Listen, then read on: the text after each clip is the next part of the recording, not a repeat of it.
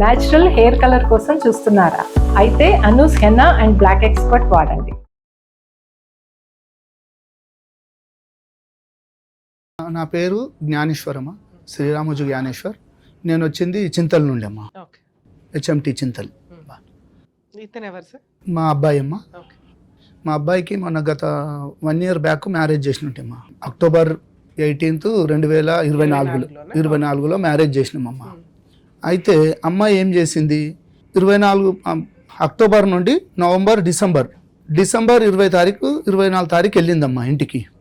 2 months మా ఇంట్లో ఉన్నది. ఈ 1 month ఏం చేసినాము, టెంపుల్ తిరుగుడు చేసుడు ఇవన్నీ జరిగినాయి. తర్వాత 1 month ఇంట్లోనే ఉన్నారు. అయినా ఇల్లు దగ్గర 1 kilometer 1.5 kilometer వాళ్ళ ఇల్లు కూడా దగ్గరలోనే. అయితే వస్తుంటుండే పోతుంటే నేనేమంటలేను, మంచిగా ఉంటే వాళ్ళు మంచిగా ఉంటే చాలులే అన్నట్టు నేను కంటిన్యూగా పోతుంటుండే. 2 రోజులకు ఒకసారి పోతూనే ఉంటుండే. ఫోన్ రాగానే వాళ్ళ అమ్మ పిలుచుకుంటుండే వెళ్ళిపోతాడు, వాళ్ళ తమ్ముడు పిలిచినా వెళ్ళిపోతుంది, మళ్ళీ వచ్చేస్తుండే. మళ్ళీ సార్ ఇక నేను ఏమనలే, సరేలేరా ఇల్లు దగ్గరగా కొత్త పెళ్ళి అయింది ఏదో పోయి రానిలే అన్నట్టు నేను కూడా ఏమనలేను. సార్ ఇది అరేంజ్డ్ మ్యారేజ్? మీ అబ్బాయి అరేంజ్డ్ మ్యారేజ్. అరేంజ్డ్ మ్యారేజ్ అంటే మీకు వాళ్ళు తెలిసిన వాళ్ళ లేకపోతే ఎట్లా? అయితే నాకు ఇప్పుడు కాదమ్మా, ఒక 20 years బ్యాక్ వాళ్ళ డాడీ నాకు ఒక కానిస్టేబుల్గా మనకు పరిచయం. వాళ్ళు పోలీస్ డిపార్ట్మెంట్ అమ్మా. అయితే ఒక కానిస్టేబుల్గా పరిచయం అనమాట. మా వృత్తి కూడా వాళ్ళు కూడా ఇంతకుముందు అతను వృత్తి చేసినవాడు. అయితే డిపార్ట్మెంట్కి వెళ్ళిపోయింది, ఇక జాబ్ వచ్చింది, మంచిగా ఉన్నారు. ఆయన ఏఎస్ఐకి వచ్చిండమ్మా ఇప్పుడు. అయితే అతను ఇదివరకు 20 ఏళ్ళ కింద మేము కలిసి తిరిగే వాళ్ళమమ్మా, ఎక్కడైనా కూర్చున్న సిటీ ఫ్రెండ్స్ లాగా ఉండేవాళ్ళం. తర్వాత ఆయన ఒక 10 సంవత్సరాలు వేరే జాబ్కి వెళ్ళిపోయింది, మాకు గ్యాప్ వచ్చేసింది. ఇక నా నంబర్ అతని దగ్గర లేదు, అతని నంబర్ నా దగ్గర లేదు, గ్యాప్ అయిపోయింది. అయిపోయినాక ఒక రోజు ఏమైంది, మా బ్రదరు అంటే సడ్డకుడు ఒకరోజు అతనికి ఒక ఇల్లు చూపించారు అంట, రెంట్ పర్పస్. అయితే ఆ పర్పస్కు నేను ఒకసారి పార్టీస్తున్నానంటే సరే అని చెప్పేసి మా ఇంటికి అడిగి తీసుకొని వచ్చాడమ్మా. అయితే అప్పుడు నన్ను చూసి మళ్ళీ నాకు కలిసిండమ్మా. కలిసే వరకునే అయ్యో ఈయన నాకు తెలుసు కదా మాధవచారి నువ్వు అంటే జ్ఞానేశ్వర్ అని చెప్పేసుకొని కలుసుకున్నామమ్మా, మంచిగా అయింది. తర్వాత ఇట్లా కూర్చున్నప్పుడు చేసినప్పుడు మా ఫిబ్రవరి మార్చో అమ్మా పెళ్ళి మనకు ఆగస్టులో అయింది కదమ్మా.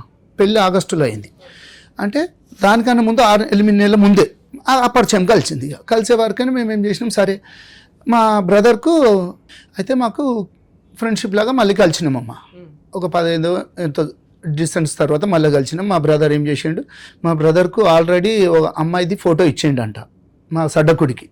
అమ్మాయికి ఎవరైనా అబ్బాయి ఉంటే చూడు పోలీస్ డిపార్ట్మెంట్. ఇతను పోలీస్. ఎంతమంది పిల్లలు? ఒక అబ్బాయి ఒక అమ్మాయి అమ్మ. అమ్మాయి పెద్దది. పిల్లలు మీరేం చేస్తారు? నాకు ఒక అమ్మాయి ఒక అబ్బాయి, ఇద్దరు.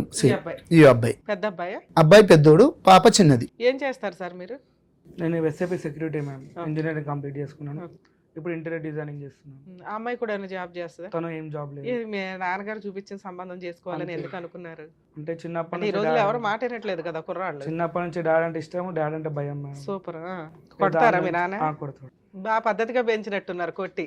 అంటే కొంచెం మా విశ్వబ్రహ్మణ్లో అది ఎట్లుంటుందమ్మా, కొంచెం పద్ధతిగా ఉండాలన్నట్టు. సూపర్. అయితే ఈ విధంగా మాకు పరిచయం అయిందమ్మా. పరిచయం అయినాక మాట మాధవచారి నీ బిడ్డది మ్యారేజ్ అన్నావు కదా, ఇక మా తమ్ముని కొడుకు కూడా ఉన్నాడు, ఒకసారి చూడు అని చెప్పేసి అన్నాడు. ఆ రోజు చూసిండు చేసిండు, సరే ఒకసారి మాట్లాడుకున్నాం. ఇక అట్లా కలిసిపోయినామమ్మా. ఇక పిల్ల బాగానే ఉందా? మీకు నచ్చింది అమ్మాయి? చూసారా? మాకు అప్పుడు చూపించలేడు. తర్వాత మళ్ళీ మాకు ఒక వీడియో పెట్టిండు, ఫోటో. ఆమె ఏది టీచర్ జాబ్ లాగా మాట్లాడుతున్నది అనమాట. అయితే ఏం చేస్తారంటే టీచర్ అని చెప్పేసి అన్నారు. టీచర్ అంటే బాబు చదువుకున్నాడు, అమ్మాయి చదువుకున్నారు, చాలు వాళ్ళిద్దరు ఆనందంగా ఉంటే మాకు చాలే. ఇక చూసినాక నేను చూపించారా? మీ అబ్బాయికి నచ్చిందా కనుక్కున్నారా? చూపించిన సార్, ఓకే అన్నారు. ఓకే అన్నారా మీరు? ఆ అమ్మాయి కూడా ఓకే అందా మీ అబ్బాయిని చూసి? అమ్మాయి కూడా ఓకే అన్నారు. అయినాక మనకు ఇక్కడ జరుగుతున్నాయమ్మా, ఇవి మాట్లాడుకుంటున్నాము, మంచిగానే కలుస్తున్నాము. ఈ 6 months 8 months లోపల మాకు ఏమైంది, మంచిగా పరిచయం. ఆయన డే బై డే డ్యూటీ అమ్మా, ఒక రోజు పోతే ఒక రోజు ఉంటాడు. అలా నాకు ప్రతి డే బై డే ఫోన్ చేసేవాడు, కలిసేవాళ్ళము. షాప్ కాడికి వచ్చేవాడు, నాది కార్పెంటర్ పడడానికి షాప్ అమ్మ.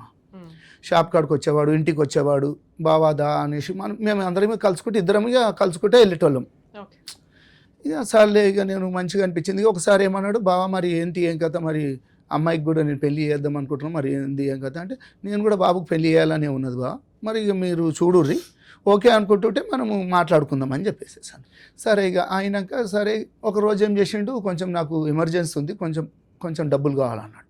ఏంది బాబా దేని గురించి ఏంది అంటుంటే గోల్డ్ కొంచెం గిరువులో ఉన్నది, అది తీసి మళ్ళీ నీకు ఒక 10 daysలో ఇచ్చేస్తాను అని చెప్పేసి అన్నాడు. అప్పుడే బావా అనుకుంటున్నారా? అనుకున్నాడు. ఎంగేజ్మెంట్ ఏమైనా ఎంగేజ్మెంట్ అవ్వలేదమ్మా, జస్ట్ ఊరికి మాట్లాడుకుంటున్నారు. ఒక ఈ టైంలో మిమ్మల్ని అప్పు అడిగాడా? మాకు ఎట్లా అంటే కలిసిపోతున్నాం ఇక రోజు ఫ్రెండ్షిప్ లో కలవటం వేరు సార్. ఆడపిల్లని మీ ఇంటికి ఇద్దామని అనుకుంటున్నారు, ఆ మాటలు అయినాయా అవ్వలేదు? అప్పటికి ఏది అట్లా అయినాకనే నన్ను బావ అన్నాడు, ఒప్పుకుంటున్నారు మాట్లాడుకుంటున్నారు ఇద్దాము అన్నప్పుడు జోగ్గా బావాన్ని స్టార్ట్ అయ్యింది. ఆ టైంలో మిమ్మల్ని అప్పు అడిగాడమ్మా. అంటే నాకు ఏమన్నాడు అంటే గోల్డ్ కొంచెం అంత గిరివి ఉన్నది, పెళ్లి టైంకి ఇడిపించాలి వస్తుంది, అది నేను పెట్టి మళ్ళీ మళ్ళా పెట్టేసి నీకు ఒక 10 daysలో నీకు రిటర్న్ చేసేస్తాను అన్నాడు. అంటే నేనన్నా అంతగానో డబ్బులు అంటే నా దగ్గర లేవు బావ, అది ఇది అంటే నువ్వు ఎట్లైనా ట్రై చేయి, నీ గురించి నాకు తెలుసు కదా, ఇంతగానో తిరుగుతున్నా చూస్తున్నా, నువ్వు ఒక ప్రొడ్యూసర్ లాగా సినిమా కూడా తీసినావు, అది ఇది అని చెప్పేసి అన్నాడు. సినిమా కూడా తీసారు? ఒక సినిమా కూడా తీసిన. ఏది సముద్రుడు అమ్మా, సముద్రుడు మూవీ ఒకటి సినిమా తీసినాం, కొత్త హీరో సుమన్లో కొంచెం ఇది ఉంటాడు. అయితే నేను మొత్తం నాకు 4 పార్ట్నర్స్ ఉంటాం అన్నమాట. నేను కొద్దిగా నా షేర్ కొంచెం అంత ఇచ్చినట్టు అట్లా కూడా లాస్ అయిపోయినానమ్మా. అదొక దగ్గర నాకు ఒక 50 లక్షల దాకా లాస్ పోయినా. అయితే ఆ సినిమా ఎప్పుడమ్మా అది 1920లో, అప్పుడు 21లోనేమో మొన్న ఒక 24లో రిలీజ్ అయిందమ్మా. అది 24ఏనా రిలీజ్? ఆ టైంలో మూవీని కూడా దొరకపోయి చూపించిన. సో మీరు ప్రొడ్యూసర్ రేంజ్ లో ఉన్నారు కాబట్టి కొంచెం గిట్టుబాటు అవుతుందిలే అనుకున్నాడు ఆయన కూడా. అది ఫైనాన్షియల్ గా మంచిగా ఉన్నాడు. అడిగారండి అప్పు? నాకు ఒక 5 lakhs అడిగిండమ్మా. ఇచ్చారా? 5 lakhs అడిగితే నేనన్నా ఫస్ట్ నా దగ్గర అంత డబ్బు లేదు బావ, నాకు దగ్గర ఒక 2 లక్షలు ఉన్నాయి బ్యాంకు, సినిమాకి పెట్టున్నారు, ఆల్రెడీ పోయింది, అదంతా ఇది అయిపోయింది కదా అంటే నువ్వు ఎట్లన్నా చేసి ఇస్తావు, నాకు ఇది చేస్తావు అంటే నీకు 1 week 10 daysలోనే ఇస్తాను అంటే నేనేం చేసినా మా ఫ్రెండ్స్ వాళ్ళని కనుక్కొనేసేసి నా దగ్గర కొద్దిగా ఉండే అది ఇది చేసేసి ఆయనకు ఒక 5 లక్షలు, నేను ఒక 3 lakhs ఏమో మన బ్యాంకుకి ఇద్దరం పోయి ఉన్న 3 lakhs ఆయనకు ట్రాన్స్ఫర్ చేసిన, మళ్ళీ ఒక 2 లక్షలు క్యాష్ ఇచ్చిన. ఇవి తీసుకొని వెళ్ళి అదే రోజు బ్యాంకుకి వెళ్ళిండమ్మా. అది మా దగ్గరనే ఉంటుంది ఇండియన్ బ్యాంక్. ఆ బ్యాంకులో వెళ్ళిండ్రు, అబ్బాయి వాళ్ళ కొడుకు ఇద్దరు వెళ్ళిర్రు. నన్ను రమ్మను, నేను రాను, మీదేముందో లావాదేవీలు ఏముందో చూసుకోరి, నేను కిందనే ఉంటానని చెప్పేసి కింద బయట కూర్చున్నానమ్మా. వాళ్ళు పోయిర్రు, ఒక గంట సేపు ఆడ ఏం జరిగిందో చేసుకున్నారు, వచ్చేసారు. వచ్చినాక మంచిగా కలిసినాం, పోయినాం. ఇక ఎప్పుడైనా ఎమర్జెన్సీ అంటుంటే బావ నాకు ఒక 50,000 ఇక్కడ కొంచెం ప్రాబ్లం. ఎంత ఇచ్చారు ఇప్పటికి? నేను దగ్గర ఒక 5 lakhs కాకుండా ఇంకో 2-3 లక్షల దాకా అవి ఫోన్ పేలలో చేసినాం. ఫోన్ పేలో పెళ్లికి ముందు పెళ్లి తర్వాత కూడా కంటిన్యూ అయింది? పెళ్లికి ముందు కొన్ని అయినాయమ్మా, 5 lakhs అయినాయి, మళ్ళీ కొన్ని అయినాయమ్మా ఫోన్ పే ద్వారా. అది నాకు డేట్లతో సహా మన ఫోన్ పేలో ఉన్నాయమ్మా. అయితే పెళ్లి అయిన తర్వాత అంటే పెళ్లికి ముందు అల్లుడు వాళ్ళ నాన్న దగ్గర నుంచి అప్పు తీసుకుంటూ వచ్చాడు, హ్యాండ్ లోన్ అని కానీ లేకపోతే ఫ్రెండ్షిప్. ఇక మంచిగానే మేము ఇద్దరము మంచిగా కూర్చునే వాళ్ళమమ్మా. వాళ్ళ ఇంటికి మేము పోయేవాళ్ళం, మా ఇంటికి మేము కూర్చునేటోళ్ళం, డ్రింక్ వేసేటోళ్ళం, చేసుకునేటోళ్ళం. వాళ్ళ ఇంటికి నేను పోయేటోని కూర్చుని పెట్టేటోళ్ళు, మా ఇంటికి వచ్చేటోళ్ళు, మేము కూర్చుని పెట్టేటోని. ఇట్లా మాకు ఇద్దరికి ఈ పరిచయాలు అయిపోయినాక ఇట్లా ఇచ్చుకుంటూ చేసిన. ఇక మళ్ళీ బొట్టు ఫంక్షన్ ఒకటి పెట్టుకున్నామమ్మ. బొట్టు ఫంక్షన్ పెట్టుకుంటే మేము ఏం చేసినాము, అమ్మాయికి ఒక రింగ్ ఇచ్చినాం. అయితే వాళ్ళు ఈవినింగ్ మా దగ్గరకు వచ్చేసి మీకు కూడా బొట్టు ఫంక్షన్, మేము కూడా మా అబ్బాయి అనుకున్నాను.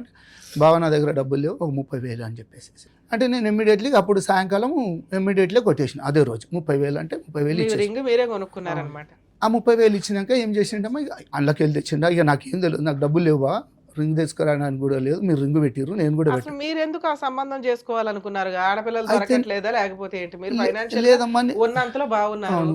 ఒక ఆడపిల్లని ఇచ్చే వాళ్ళ తండ్రి ఇలా అప్పులు అడుగుతున్నాడు అంటే ఇదేదో తేడా కొడుతుంది. పైగా రేపటి రోజున డిపార్ట్మెంట్ నేను ఎటు చుట్టూ తిరగాలని మీకు ఆ రోజు ఏమి నాకు అది అనిపించలేదమ్మా. ఈయన ఒక డిపార్ట్మెంట్ నాకు జర కొంచెం ఏదైనా ఇబ్బంది పడినా చేసినా కానీ జర మా ఎంపుడు అని అంటే కొంచెం బయట కొంచెం పవర్గా ఉంటుంది అన్నట్టు నేను ఆలోచనలో పోయినా కానీ ఇస్తానంటున్నాడు. ఈ 5 లక్షల అమౌంట్ తీసుకున్నప్పుడు, ఈ 5 లక్షలు తీసుకుంటున్నప్పుడు నాకు చెక్స్ ఇస్తానాడమ్మా. చెక్స్ ఇస్తానంటే సరేలే బావ, నేను వేరేటోళ్ళ దగ్గర ఒక 2 లక్షలు తీసుకుంటున్నా, 3 లక్షలు వెళ్ళి ఇస్తున్నా, సరే నీకు అవసరం అంటే ఇద్దరు లేదు, చెక్స్ కూడా తీసుకోలేనమ్మా. వద్దని చెప్పినా నేను, ఇక ఈ పిల్లనే ఇస్తున్నావు బావా, నాకు ఇక చెక్కులతో నాకేం పని ఉంటుంది అని చెప్పేసి చెక్కులు కూడా వద్దన్నా. పిల్లని ఇస్తున్నావు బాబా చెక్కులు వద్దు కాదు, ఇయ్యం పిల్లాడిని ఇస్తున్నాను బాబా చెక్కులు ఏమన్నా ఇవ్వ అని అడగాలి. ఇక్కడ ఇస్తున్నది పిల్లాడిని అండి, మనం కాపాడుకోవాల్సిన పరిస్థితులు ఇప్పుడు పిల్లల మగపిల్లల విషయంలో ఇలా జరుగుతుందని నాకు తెలియదమ్మా. 1-2-3 పంచాయతీలకు దోలకపోయినుండే ఈయన మంచిగానే మాట్లాడుతుండే, ఏదన్నా ఉంటే ఇగో ఇది ఇది అని చెప్పేసి అంటే నాకు కూడా మంచిగా అనిపించింది. ఆడవాళ్ళకి తప్పు ఉంటే ఆడవాళ్ళకు చెప్తున్నాడు, మగవాళ్ళకి తప్పు ఉంటే మగవాళ్ళు అరే ఏదైనా మంచిగానే చెప్తున్నాడు కదా, న్యాయంగానే మాట్లాడుతున్నాడు అన్నట్టు నేను ఏం వద్దు అన్నారు. ఇది నేను వద్దన్నానమ్మా. చెక్స్ కూడా ఇస్తాను. పెళ్లి విషయం ఎట్లాగా ఏంటి, పెళ్లి ఎట్లా జరిగింది పెట్టుకున్నారు, పెళ్లి ఎట్లా జరిగింది అంటేనమ్మా, ఇవన్నీ జరుపుకుంటూ వచ్చినాయి. ఆయనకు అవసరానికి నేను ఇచ్చిన ఒకటి ఎంగేజ్మెంట్ చేసిర్రు సార్. బొట్టు ఫంక్షన్ లో ఉంగరాలకే మీ దగ్గర అప్పు తీసుకున్న వ్యక్తి పెళ్లిలో మరి మగపిల్లోడికి ఏమన్నా అయితే నాకేం చెప్పిండమ్మా, గోల్డ్ ఏమన్నా ఇవ్వలేడమ్మా. నేను డౌరీ ఏమన్నా ఉందా? యాక్చువల్లీ డౌరీ అనగానే పెళ్లి ఖర్చుల నిమిత్తం ఏమన్నా అట్లా ఉందా? ₹1 ఇచ్చింది లేదమ్మా. ఆయన నాకేం చేసిండంటే ఎంగేజ్మెంట్ అవుతుందమ్మా, ఎంగేజ్మెంట్ అవుతుంటే ముందే చెప్పిండు, ఒక రోజు 2 రోజుల ముందే చెప్పిండు, బావా మళ్ళీ నువ్వు నన్ను ఆడ డబ్బులు అవి బంగారం అని అడగకు, నేను తర్వాత నీకు పెడతాను, నీకు ఇస్తాను, పెళ్లి వరకు ఇష్టంతో ఎప్పుడన్నా కుదిరితే చేస్తా, పెళ్లి వరకు నేను చేసిస్తా. ఇప్పుడైతే నా దగ్గర ఒక 1 మంత్ ముందు అట్లా అయ్యింది కదమ్మా ఎంగేజ్మెంట్, 1 మంత్ అనడం. అయితే ఆ తర్వాత ఇస్తాను అని అంటే నేనేమన్నంటే పంతులు కూడా అడిగిరమ్మా, ఇచ్చేడుతుంటే ఆడ లావాదేవీలు పెట్టుకున్నాలి కదా అన్నట్టు వాళ్ళ ఇష్టం. నువ్వు ఎందుకు అడుగుతున్నావు, నీకు అవసరమా అని చెప్పి పంతుల్ని బెదిరించిండు. బెదిరిస్తే నేనేమన్నంటే పంతులతో మాట్లాడుకున్నాం, మేమంతా సెటిల్ అయిపోయింది పంతులు, మాకు మీరేమి దీంట్లో ఏమి అడగకండి అని చెప్పేసేసాను. ఆయన కార్యక్రమం ఆయన చేసేసిండు అమ్మ. అయితే ఇక ఎంగేజ్మెంట్ అయిపోయిందమ్మా. ఎంగేజ్మెంట్ అయితే ఈ మాట కూడా చెప్పిండు, మా అమ్మాయి ఎవరు కాలు మొక్కదు, నువ్వు మళ్ళీ పెద్ద మనుషులను కూర్చుని పెట్టి మీ అన్నల్ని అక్కల్ని వదినలు పెట్టి కాలు మొక్కేమనవు, ఆమె మొక్కదు అన్నది. నేను సరేలే బావ అని చెప్పేసి దాన్ని కూడా ఒప్పుకున్నా. సరే కాలు మొక్కపోతే ఏముందిలే అని చెప్పేసి ఇక ఈ విధంగా మాకు మంచిగా కొంచెం ఆయన గురించి నాకు ఇది అనిపించి నేను సరే నేను అన్నిటికీ ఓకే ఓకే ఓకే అనుకుంటూ వచ్చిన. మీరు ఎంగేజ్మెంట్ నుంచి మ్యారేజ్ లోపు అమ్మాయితో మాట్లాడారా? బాగానే మాట్లాడుకునే వాళ్ళ ఇద్దరు. అంటే ఊకే ఏదో టాపిక్ తీసుకుంటది, మా డాడీ మీకు 1 లక్షలు ఇవ్వాలా, మీకు కోట్లు ఇవ్వాలా, ఎందుకు అసలు ఆ టాపిక్ లేదు కదా మీ నాన్న దగ్గర. ఈమె తీసే టాపిక్ నాకు ఫోన్ చేస్తుంది, ఫోన్ చేసి రింగ్ పెట్టాం కదా అంటే అది మేము కొనుక్కున్నారు. ఇంకోటి ఎంగేజ్మెంట్ రోజు మేడం నాకు 2.5 grams ఫస్ట్ రింగ్ తీసుకొచ్చారు, అది రీపోయింది. అది రీపోయిన తర్వాత మళ్ళీ ఏం చేసి మళ్ళీ బంగారం షాప్ పోతే పైసలు కట్టాలని చెప్పేసి డాడీని పంపించాడు. డాడీ పోయి మళ్ళీ ₹13,500 ఎక్స్ట్రా వేసుకొని నాకు ఇంకో రింగ్ తీసుకొచ్చాడు. నువ్వేం తీసుకొచ్చావు నాన్న, నువ్వు పెళ్లి పెద్దవి, నువ్వు నాకు డాడీవి, నువ్వు వాళ్ళకి పల్లి చేస్తున్నావు ఏంటంటే పోనీ బేటా అని. సరే ఆయన ఫ్రెండ్షిప్ లో 2 వైపులా కలిపి చేసుకుంటున్నాడు అనుకుందాం.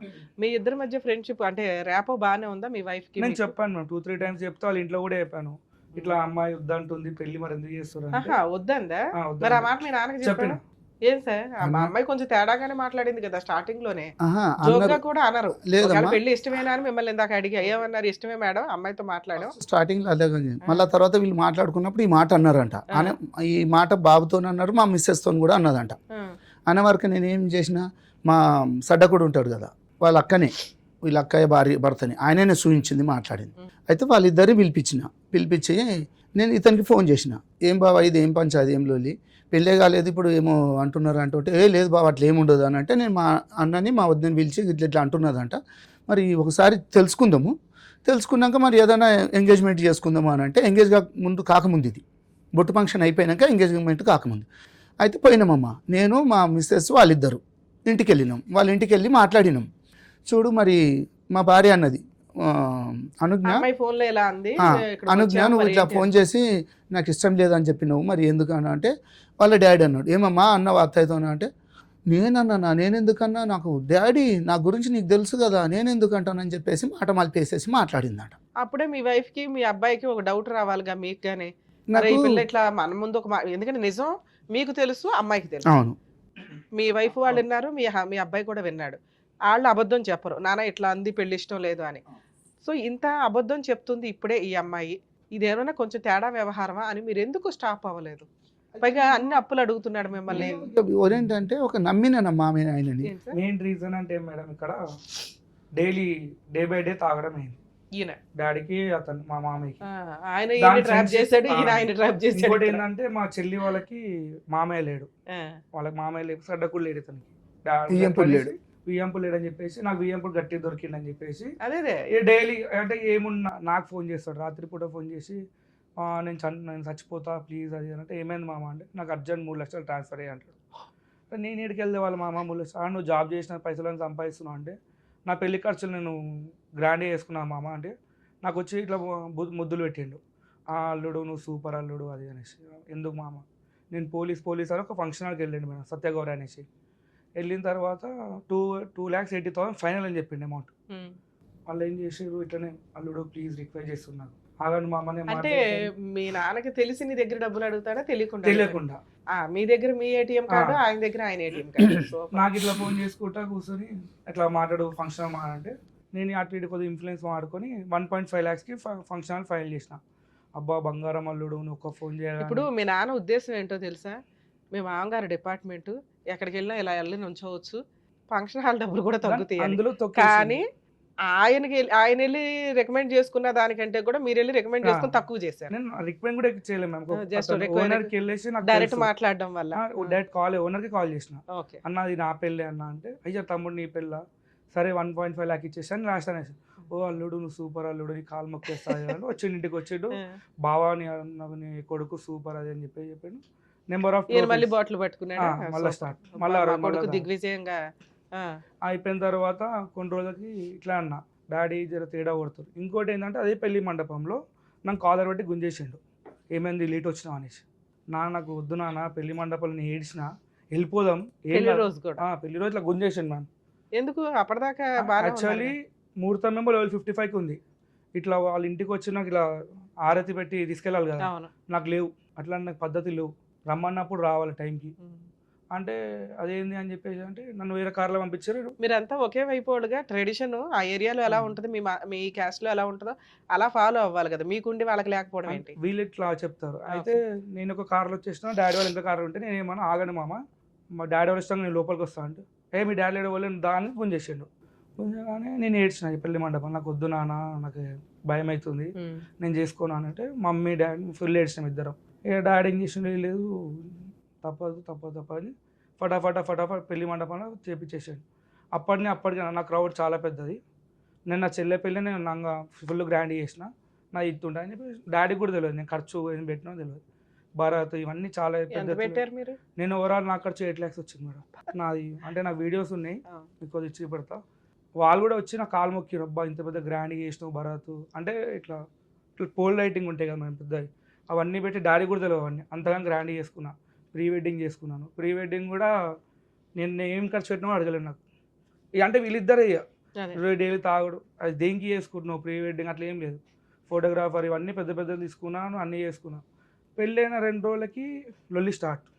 ఫస్ట్ నైట్లు జరిగినాయి అర్థం కాలేదు. కోఆపరేట్ చేసిందా ఫిజికల్గా? కొద్దిగా ఫస్ట్ స్టార్ట్ చేసింది, అందులో ఏడవడం స్టార్ట్ చేసింది. నేను బండల మీద వండుకుంటాను, వచ్చి చెప్పాను ఇంట్లో నాన్న పిల్ల ఇట్లా చేస్తుంది సైకో చేస్తుందా అంటే అదు ఏమంటారు ఇట్లా అవుతుంది అని చెప్పారు. దాని తర్వాత చూసుకున్నా అటు ఇటు ఫుల్ టార్చర్ పెట్టేసాడు. నాకు ఫోన్ చేస్తాడు, హలో ఏడున్నావు అంటాడు. చెప్పండి మా అంటే అల్లుడు అంటే ఎక్స్పెక్ట్ ఉంటుంది, అయిపోయింది ఏడును ఇంట్లో చికెన్ వండిపోయిస్తాం దా తినడానికి రా అంటాడు. అరే ఇదేంది మా డాడీ ఇట్లా పిలుస్తుండు అంటే వాళ్ళకి పద్ధతి అంటాడు. అరే పద్ధతి ఒక అల్లుడిని నేను ఇంటికి కోసం నాకు వాల్యూ అంటే వచ్చినావా నమస్తే కూర్చో అంటాడు. ఇంటికి పోతే మళ్ళీ ఇంకొకటి కొత్త పెళ్ళి అయింది మేడం, ఒక రూమ్ అని ఇయ్యాడు మేడం. ఆమె వాళ్ళ వండుకుంటుంది, నన్ను ఇంకో ఈ రూమ్లో వండి పెడతారు. వాళ్ళిద్దరు కొత్త పెళ్ళి అని చెప్పేసి వాళ్ళిద్దరు ఆ రూమ్లో ఉంటారు. నేను వాళ్ళ ఇంటికి పోతలే అంతే కదా. నేను చేడ్చిన ఏంది నాన్న ఈ కర్మ నాకు ఇంత మంచి లైఫ్ నాకు నాశనం చేసిన నన్ను వద్దొద్దు అన్న కూడా ఆగలేవు నువ్వు అంటే ఏమైనా మంచోడు అనుకున్నా ఇక రాత్రి పూట 1 o'clock 2 o'clock ఇలా ఫోన్ చేసి నాకు అర్జెంట్ 1,00,000 రూపాయలు నాకు అర్జెంట్ 30,000 అంటాడు. అది ఊరికే పైసలు అడుగుతుండు. మ్యారేజ్ అయిన తర్వాత ఏమన్నా మీరు ఇచ్చారా మీ నాన్నకి తెలియకుండా? నేను ఇవ్వలేము, నేను ఏమన్నా డాడీకి చెప్పేస్తాను. మీ నాన్నకి తెలిసి ఎంత ఇచ్చారు? నేను అంతే డాడీ అమౌంట్ తీసుకొచ్చి మళ్ళీ ఇచ్చేస్తాను అంతే. అంటే నా పేరు చెప్తాడు డాడీ కొడుకు దగ్గర. సరే అమ్మాయి ఎప్పటిదాకా మీతో కాపురం చేస్తుంది? October 18th పెళ్ళి అయింది. అటు ఇటు పోయేసరికి December 17th రోజు December 15th నుంచి ఆమె కడుపున వస్తుందని చెప్పారు మేడం. అయితే నేను ఇంట్లో అయిపోయి నేను ఆఫీస్కి వెళ్ళిపోయినా, హాస్పిటల్కి తీసుకెళ్ళినా. మమ్మీ తీసుకెళ్ళిన తర్వాత ప్రెగ్నెంట్ కన్ఫర్మేషన్ వచ్చింది. వాళ్ళు ఏం చేశారు అంటే రాలేరు మేడం, వస్తున్నా రాలేరు. నాకు కన్ఫర్మేషన్ ప్రెగ్నెన్సీ కన్ఫర్మేషన్ అయింది. ఆమెకి అప్పుడు డేట్ రాలేనప్పుడు వచ్చింది, డిసెంబర్లో అయింది. అయితే నేనేం చేసిన, నేను వాళ్ళకి ఫోన్ చేసుకున్నా, మామయ్య మీరు తాత అవుతారు అనేసి. హ్యాపీ లేదు వాళ్ళకి ఫేస్, అర్థమైంది. నేను ఒకటే మాట, నేను వాళ్ళ ఇంటికి పంపా డాడీ అనేసి అన్న. లేదు పద్ధతి ఉంటుంది, వాళ్ళ ఇంటికి పంపాలంటే ఆ బాధ వాళ్ళకి ఏమైనా అయితే నువ్వే బాధ తీసుకుంటావు డాడీ అనేసి అన్న. డిసెంబర్ 25th రోజు వాళ్ళ ఇంటికి వెళ్ళింది మేడం. వస్తలేదు, నేను ఫోన్ చేసి వస్తలేదు. కరెక్ట్ మళ్ళీ జనవరి 7th 8th రోజు నాకు ఫోన్ చేసి ఇట్లా హార్ట్ బీట్ లేదు, నువ్వు ఎవరు చెప్పకు అని చెప్పేసి వాళ్ళ ఇంట్లో ఫోన్ చేసి. నేను హైటెక్ సిటీ రోడ్ మధ్యలో ఉండేసి నేను ఏడ్చుకుంటా మా డాడీకి ఫోన్ తిట్టేసిన, నువ్వు ఎట్లా డాడీ వేణో నాకు తండ్రి. సరే మీరు కూడా వెళ్ళి మెడికల్ గా నేను వస్తాను మావయ్య అని వెళ్ళి చూడొచ్చు కదా, వెళ్ళినా నిజంగా వీళ్ళు చెప్తున్నది నిజమా కాదా అని. వెళ్తేనే నన్ను ఊకేసారు మేడం హాస్పిటల్ నుంచి. ఎందుకని? ఆ హాస్పిటల్ నుంచి నేను అడిగిన రీజన్, అంటే ఒక రీజన్ ఉంటుంది కదా, అవును ఎందుకు పోయిందో రీజన్ ఉంటుంది. ఇప్పుడు చికెన్ తిన్నందుకు పోయిందా అని, హార్మోన్స్ వల్ల లేదు ఈ టైంలో హార్ట్ బీట్ లేదని చెప్పి నన్ను డోర్ పెట్టేసి వెళ్ళిపోయింది డాక్టర్. అది మ్యాన్పులేట్ చేసిండు డాక్టర్ని నీలోఫర్ హాస్పిటల్లో. నేను పొద్దున్న రమ్మంటే 10 o'clock రమ్మంటే 10 o'clock రెడీ వెళ్తున్నా. ఆ రిపోర్ట్స్ తీసుకొని మీరు సెకండ్ ఒపీనియన్కి వెళ్తే తెలుస్తుంది కదా. నేను అడిగినా మ్యామ్, రిపోర్ట్స్ కూడా ఇవ్వలేరు. నేను రిపోర్ట్లు అడిగినా, మళ్ళీ నేను ఫైట్ చేసిన, ఒక 4 months నేను ఫైట్ చేసి మళ్ళీ ఏప్రిల్ తను తెచ్చుకున్నా. ఎందుకంటే నా లైఫ్ అంటే నేను ముందు డాడీ చెప్పిన, నేను 100 మంది దగ్గరికి వెళ్తాను, నాకు నా పిల్లం కావాలని చెప్పేసి నేను ఫైట్ చేసి తెచ్చుకున్న 4 days మళ్ళీ వెళ్ళిపోయింది. నాకు కడుపు నొస్తుంది. కరెక్ట్ 2:30 కడుపు నొస్తుంది అంట మేడం రాత్రి. నేను 2 o'clock ఇంటికి వస్తాను, 2:30 కడుపు నొప్పి స్టార్ట్. ఎందుకు వస్తుందని మళ్ళీ హాస్పిటల్ తీసుకెళ్ళినా, అన్ని టెస్ట్లు చేపించినా ఏం లేదు, నెగిటివ్ మొత్తం. అరే ఏంది ఇంతగానం చేస్తున్నా, నాకు ఇది ఏం టార్చర్ అని నేను బండలపైన వండుకుంటాని పంపించేసిన ఇంటికి. వాళ్ళు వెళ్ళిపోయారు, కొట్లాడి వెళ్ళిపోయారు. మళ్ళీ వస్తలేదు. అమ్మా ఇలా జరిగిపోయినాక మ్యారేజ్కి ఏం చేసిండ్రమ్మా, మ్యారేజ్ పప్పన్నం పెట్టమని చెప్పినామమ్మా. ఏది ఎంగేజ్మెంట్లు అయిపోయినాయి, ఇవన్నీ అయిపోయినాయి. వాళ్ళు చెప్పిన దానికి నేను ఒప్పుకుంటూనే ఉన్నా. సరే ఇలా కాకపోతే రేపు పొద్దున ఒకటే అన్నాడు, నాది మళ్ళీ నెక్స్ట్ ఒక 4-5 సంవత్సరాలు అయితే నాది రిటైర్మెంట్ అవుతుంది బావ, నాకు పైసలు కూడా వస్తాయి. ఇందులోకి వెళ్ళి ఇచ్చింది బంగారం అమ్మాయి పేరు మీద ఒకటి పెట్టిండమ్మా. అది గోల్డా రోల్డ్ గోల్డా నేను ఇంతవరకు అడగలేను, చేయలేను, నాకు అవసరం లేదు. అమ్మాయికి పెట్టుకున్నాడు, నేను అడగలేను. సరే ల్యాండ్ ఇస్తాను అన్నాడు కదమ్మా. నేను పెళ్ళి కాక ముందు నుండి నేను అడుగుతున్నా, బావ ఒకసారి ల్యాండ్ చూసి వద్దాం అమీన్పూర్లో ఉన్నది అన్నాడమ్మా. అయితే ఆ ఆడ ల్యాండ్ లేదమ్మా, డాక్యుమెంట్స్ ఉన్నాయి కానీ ల్యాండ్ లేదు. అయితే ఇది ఎప్పుడో కొనుక్కున్నారంట వాళ్ళకు, ఈ రియల్ ఎస్టేట్స్ వాళ్ళు వాళ్ళకు డబ్బులు ఇవ్వకపోతే మళ్ళీ వాళ్ళే ఆప్కో చేసుకొని అదంతా అడగడం వల్ల వాళ్ళు ఏమైనా అలిగి గొడవ పడ్డారు. అది నేనేమన్నుంటి. అయితే ఏంది బావ ఈడ జాగలేదు ఏం లేదు, మొత్తం బాండరీలు కట్టేసుకోరు. బాండరీ కట్టుకున్నాడు. నేను లోపల పోనీకే ఒక గేట్లోకి వెళ్ళి పోయినాం. 2వ గేట్ ఉన్నది ఇంకో లోపల. ఆ గేట్ లోపల కార్ పెట్టుకున్నాము, పోయి తిరిగితే దీన్ని ఇంకొకటి బావ ఆడున్నది బావ ఏడున్నది బావ అంటే, ఏడున్నది బావ జాగా అనేది ఎక్కడ కనీసం లేదా అని అంటే, ఇంకొక దగ్గరికి వెళ్ళి వస్తుంది. ఏది లేదు బావ, ఇదంతా ఆయనకు డబ్బులు ఇవ్వని పక్షంలో ఇదంతా పోయిందంటే, నేను ఆల్రెడీ ఇక్కడ ఊరోళ్ళని కూడా కనుక్కునే వారికని ఇట్లా జరిగింది అన్నాడు. సరే వారికని మీరు పెళ్లిలో ఏమన్నారంటే, ఏం పెట్టుకుంటావు బావా మీకు అమ్మాయికి పెట్టుకో, మాకేం అవసరం లేదు, నాకు వద్దు, పిల్లకి ఒక ల్యాండ్ ఉంది అది పెడతాము, గోల్డ్ పెట్టుకుంటాం. గోల్డ్ ఏం పెట్టారో కూడా మీకు తినగా తెలియదు, ఎందుకంటే ఆ పెళ్లిలో మీతో ఏదో చూపించలేడు కూడా నాకేం. ఆ ల్యాండ్ ఏదైతే ఉందో వీళ్ళ దగ్గర డాక్యుమెంట్లు ఉన్నాయి తప్ప అటువంటి పొజిషన్ గానీ కడీలు వేసి గానీ లేకపోతే ఏమి గానీ అక్కడ ఏమీ లేదు. అది కూడా ఫేక్. ఇది ఈ ల్యాండ్ ఇప్పుడు చూపిస్తున్న ల్యాండ్ లేదు కదమ్మా, దాని డాక్యుమెంట్స్ కూడా నాకు పంపించిండు. దాన్ని ఏం చేసిండు, నీ పేరు మీద రిజిస్ట్రేషన్ చేస్తా, నువ్వేం చేస్తావు, నేను డాక్యుమెంట్లు మాత్రమే ఉన్నాయి, అక్కడ స్థలం లేదు, దాన్ని పెట్టి నా ఈ ఎవిడెన్స్లు అడిగిండమ్మా. నీ పాన్ కార్డు నీది అవి ఉంటే ఐటీలు ఉంటాయి, నువ్వు కడుతుంటుంటావు బాబా, నాకు అవి ఇచ్చేసాయి, నేను బ్యాంకులో లోన్ తీసుకుంటాను అన్నాడు. అయితే నేనేమన్నుంటి, ల్యాండ్ నాకు నా పేరు మీద లేనిది నేను ఎట్లా నీకు బ్యాంక్ నా పాన్ కార్డు అవన్నీ పెట్టమంటే నేను పెట్టలేను. ఒక వారం రోజులు ఫేక్ అవుతుంది కదా సార్. రేపు రోజున లోన్ ఎట్లా ఇస్తారండి, పొజిషన్ చూసి ఇస్తారు, అక్కడ పొజిషనే లేదు, ఆయన ఇన్ఫ్లుయెన్స్ వాడుకొని తెచ్చుకుంటాను అనుకున్నాడు. ఒకవేళ మేనేజ్ చేస్తే ఏమయ్యేదో తెలుసా, మిమ్మల్ని లోపల నన్ను వేస్తారు, అది నాకు తెలిసిపోయింది. నేనేమన్నుంటి, నేను పెట్టలేను. అయితే ఒక 1 week తర్వాత మళ్ళీ ఏమన్నాడు, బావా నువ్వు నాకు హుషారు చూపించినావు, నాకు పేపర్లు పెట్టమంటే పెడతలేవు అంటే, నేనన్నా బావా పేపర్లు పెట్టినంత మాత్రాన కాదు, ఆడ ల్యాండ్ లేదు ఏం లేదు, నేను మ్యారేజ్ అయినాక 1 month లోపల నేనమ్మా ఇవన్నీ. అయితే అప్పుడు ఏం చేసిండు, నీ పేరు మీద రిజిస్ట్రేషన్ చేసేస్తా, అప్పుడు నీ పేరు మీద లోన్ తీసుకొనేసి మళ్ళీ నాకు ఇద్దు అన్నాడు. నేనన్నా నాకు ఇటువంటివి వద్దు, ఒక బ్యాంక్ మామూలుగా లోన్లు ఇప్పిస్తే వాళ్ళతో కూడా మాట్లాడినామమ్మా. ఈ డాక్యుమెంట్ ఉత్తయి పంపించేసి ఇట్లా 20 లక్షలు కావాలి ఇది అని అంటుంటే, సార్ అది ల్యాండ్లు చూస్తారు, వాళ్ళు అవన్నీ ఎంక్వైరీ చేసుకున్నాకనే మీకు ఏదైనా ల్యాండ్కు అమౌంట్ ఓకే సార్, అదేదో చేయబోయాడు, మీరు కొంచెం తప్పించుకున్నారు. తప్పించేసుకున్నాను. అంటే ఇప్పుడు ఒక ప్రాపర్టీ పిల్లకి పెడతాము అని అన్నారు, అటువంటి ప్రాపర్టీయే లేదు, ఇది కొంచెం తేడాగా ఉందని మీరు ఏమన్నా అడిగారా? నేను ఏంటి లేని ప్రాపర్టీ పెడతానని నేను అది కూడా అడగలేనమ్మా, అది కూడా ఆ అడగలేను. పాయింట్ వల్ల వీళ్ళ కాపురం ఏమైనా స్పాయిల్ అయిందా? దాన్ని అడగలేనమ్మా. ఏప్రిల్ లో మళ్ళీ ఏదో బతులు అడుగుని తెచ్చుకున్నాడు. తెచ్చుకున్నాడమ్మా. ఓ 4 days కే వెళ్ళిపోయింది. మరి అప్పటి నుంచి 1 week ఇప్పటిదాకా ఏం 1 పని week చేయలేదు. 5 days 1 week లో వెళ్ళిపోయింది.